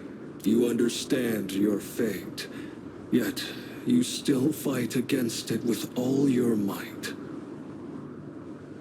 If only there were more like you, then perhaps the fall could have been prevented.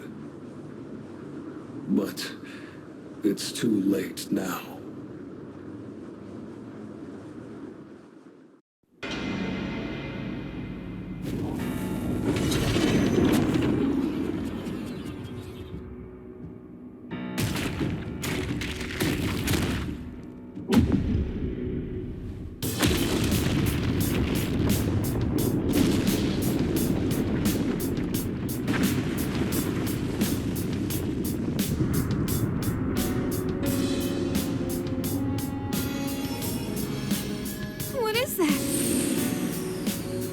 It's the moon. It kind of looks like Ryoji-kun's getting pulled into it. No, wait. It's the moon that's being pulled down to us. You're kidding me. Are you saying that Nyx is the moon itself? It's coming. Soon it will descend upon us, crashing into the earth.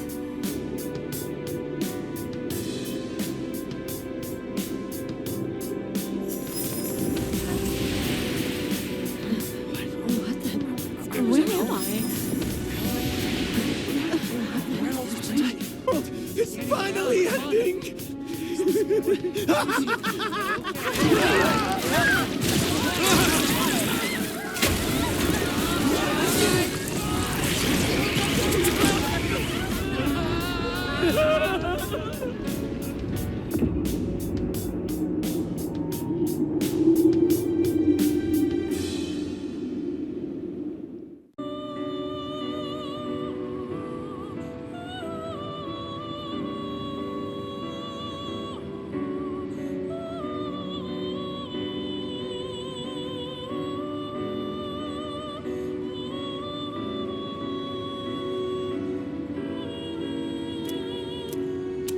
There's no need to worry.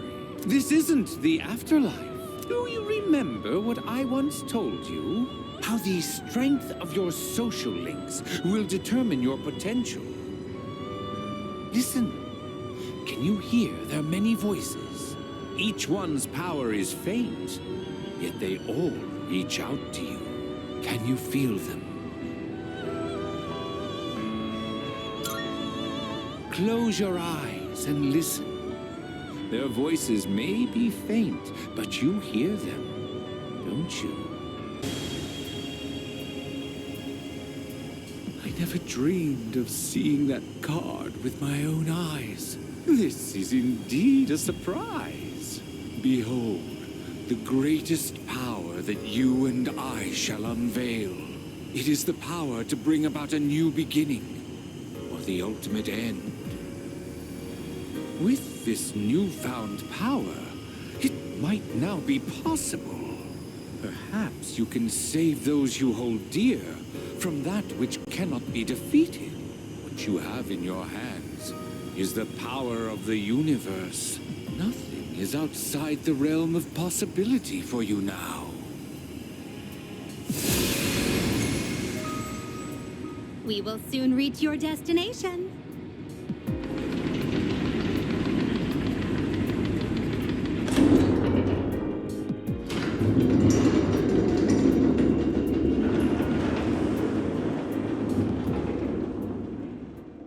There's only one thing left to do, and this is something I have to do alone. In addition to death, you must accept your destiny. Our contract, you were truly a most remarkable guest.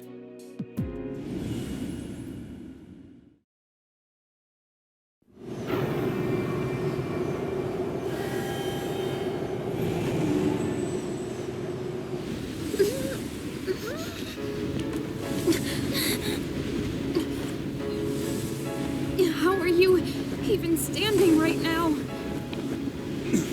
Hey, you can't be going out there by yourself. No, don't go!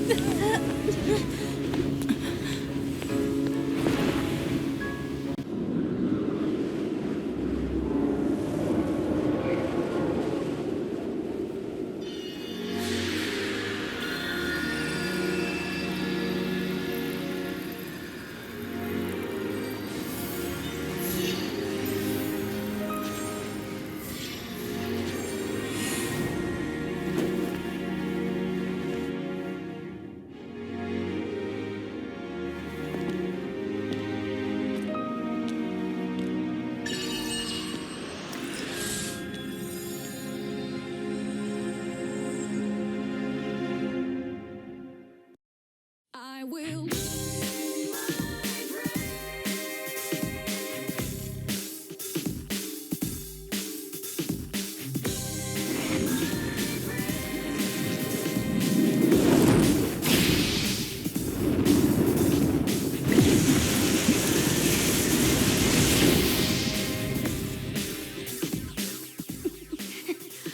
What can we do? How can we help him? Don't give up. We're gonna get through this together. Give him strength. Take my life if you must.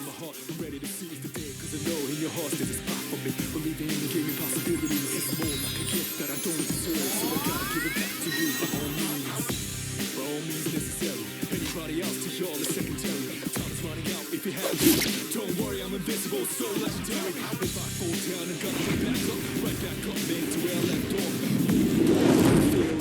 Cause I got my crew on my back, I'm all ready. I got it locked down, the end is coming in. You better come back from this. You hear me? Don't believe it. He's going to face it all alone. No, he's not alone! I'm not letting him die! The end is coming in, so burn my dread. Accept my fate, don't worry about a thing, it's in my bag, so burn my dread. A little about a situation, every second I was losing patience. Couldn't execute like daily operations. Who could, when we had such a deep relationship? But I chose the path, the right path, sure. Give it my all, procure it all, war, proud. Decisions I made, ready for whatever outcome. Just let me know.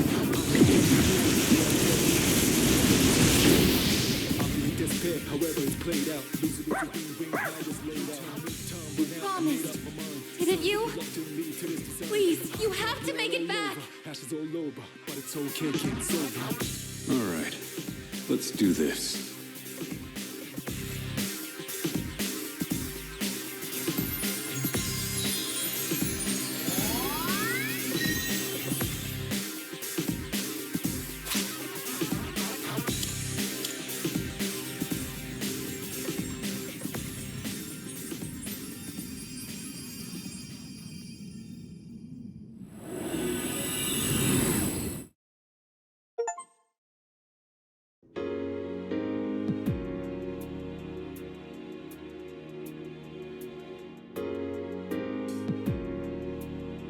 Where are we? The Dark Hour will soon vanish from this world. You will truly be liberated from its dominion. The legacy of life will continue. Congratulations. You have the miracle you sought. May we meet again someday.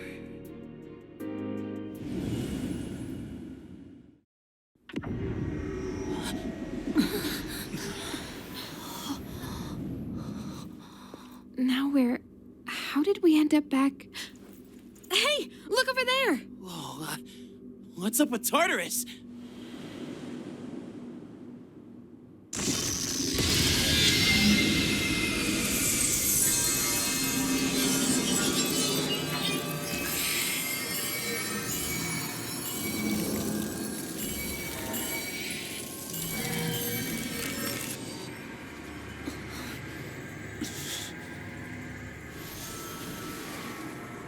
It's finally happening.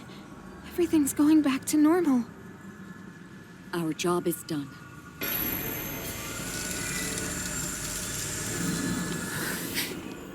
Wait, is that...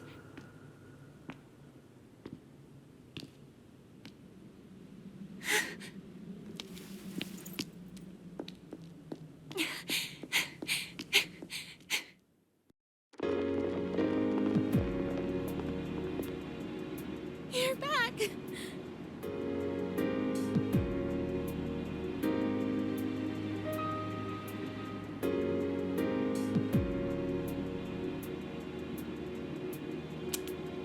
Oh, thank goodness!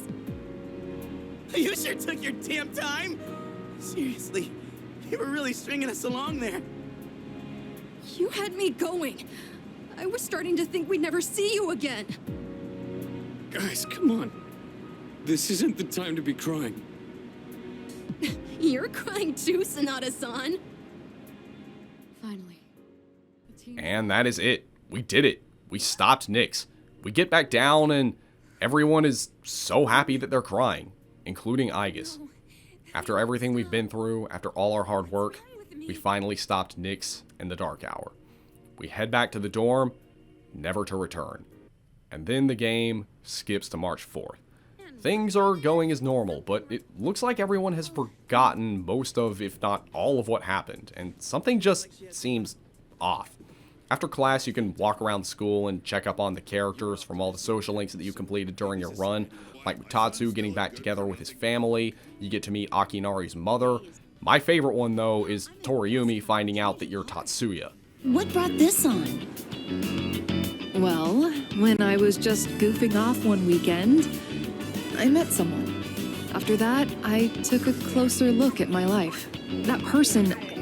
Wait, they were real, right? They had to be. Oh, is everything okay? Do you need something? You don't look well. Maybe you should go to the nurses. Wait, you dropped something.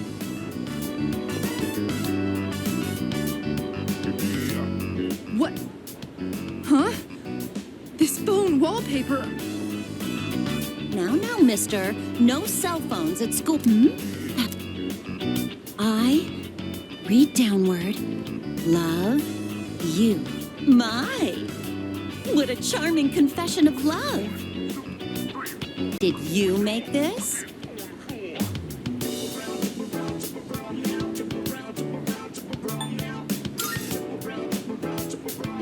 Hey, I have absolutely no clue what this kid is talking about. La la la la la la la, I can't hear you. I can't hear you. Oh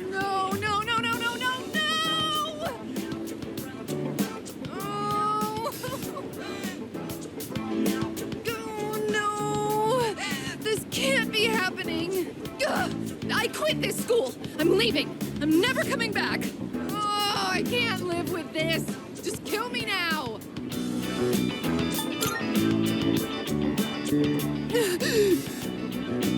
So, you really are...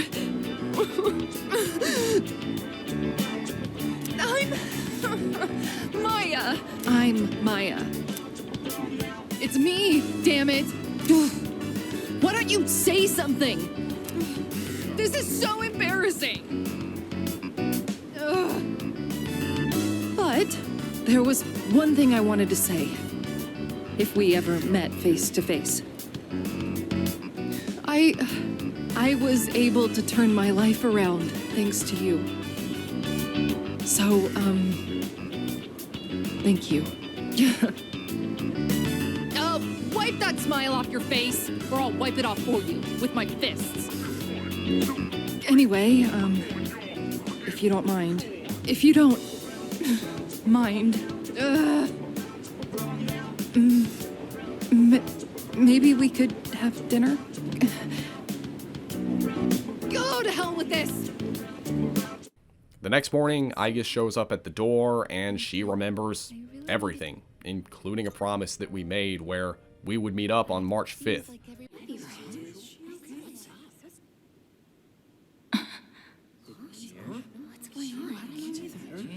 I remember now. That's right. After my father died, there was a time I lost motivation to live my life. Am I forgetting something? Sonata-senpai? What are you doing? Let's go. They're waiting. Hello, this is a ceremony. We're not done. So we go to the roof, but we're feeling a little tired. Our eyes start to feel heavy.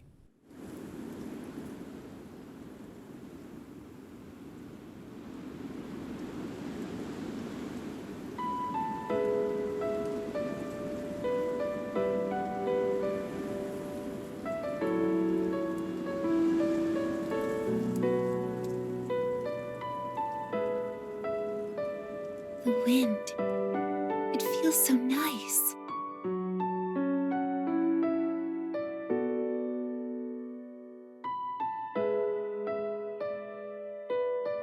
I admit, I'm finally noticing the beauty of spring. It's wonderful.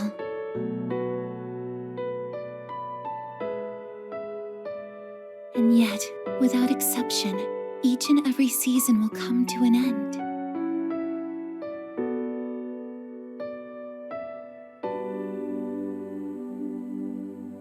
We fought side by side. We faced the world's end. And now, I'm finally beginning to understand what it was I'd been searching for. I always wondered what it really meant to live. Now I think it's following your heart, fighting for what you can change, and accepting the things you can't. Nothing on this earth lasts forever. Every life will one day fizzle out. That holds true for all of us, and as soon as you come to terms with it, you realize something. You see what really matters, and find out what it is that gives your life meaning. When I learned that I wasn't strong enough, I was tormented by it. Now I understand why. Protecting others is the duty I was given. But to me, it was more than an obligation. At some point, it became something I wanted to do for myself. Once I decided to try and prevent the fall, something inside me clicked. When I thought about how I might never see you again, that's when I first understood what mattered to me the most. And so, I made up my mind. What I want is to protect you from now until the end of time. I want to stay by your side. And I know I'm not the only one out there who could do this. But still, I want to. Because I'm positive. If I do it for you, then nothing's a waste. My life will have meaning. So, thank you.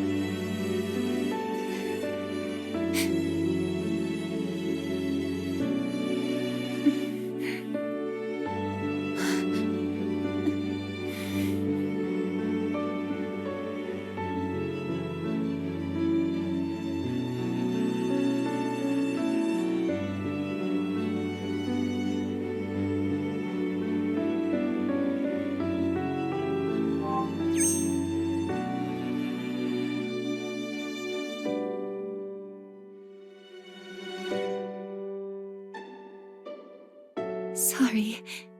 What's gotten into me? It's good. I finally found a reason to live. So why am I...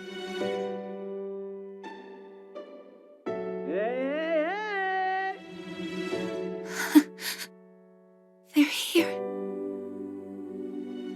I see it now. I have friends. We support each other through thick and thin. Not everything needs to be for some greater purpose. Just caring about someone can be enough. That's all we need to give our lives meaning. As for me, I found my path. And that's to protect you with my life.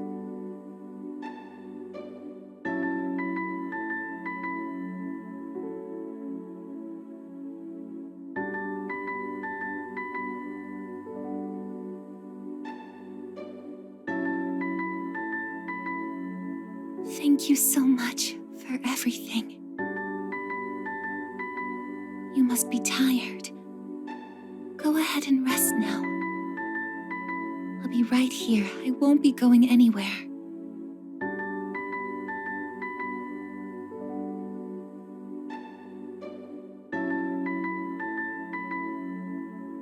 In a moment, the others will be joining us.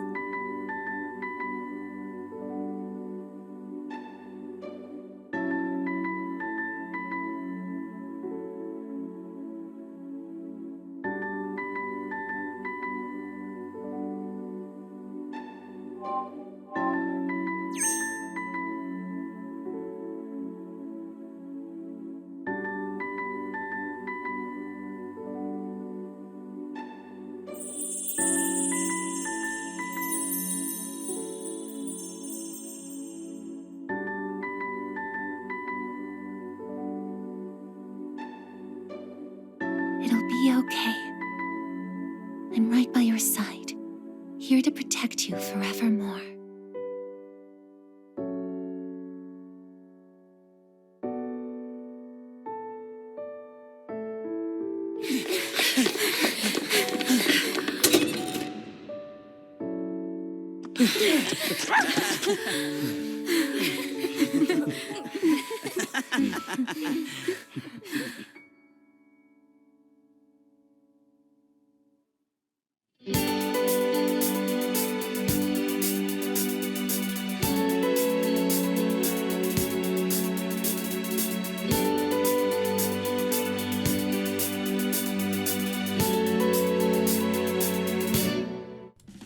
And then the credits roll. And that, ladies and gentlemen, is Persona 3 Reload. And yes, it is possible to beat Persona 3 Reload with only Orpheus, provided you make an exception for that one time the game forces you to switch. You know, I'm just really glad that we got Persona 3 Reload. I'm really glad I got to play this game and make this video, and I hope you guys enjoyed this video as much as I enjoyed making it. Persona 3 is truly a masterpiece in gaming. It is one of my favorite games of all time, and I just cannot gush about this game enough. But yeah, I hope you all enjoyed this video. I know it's the one that everyone's been wanting to see, and I'm glad I was able to get it out. If you haven't played this game, I highly recommend checking it out. As usual, guys, be sure to rate, comment, and subscribe. Be sure to check out my other links in the description, and until next time, I will see you all later.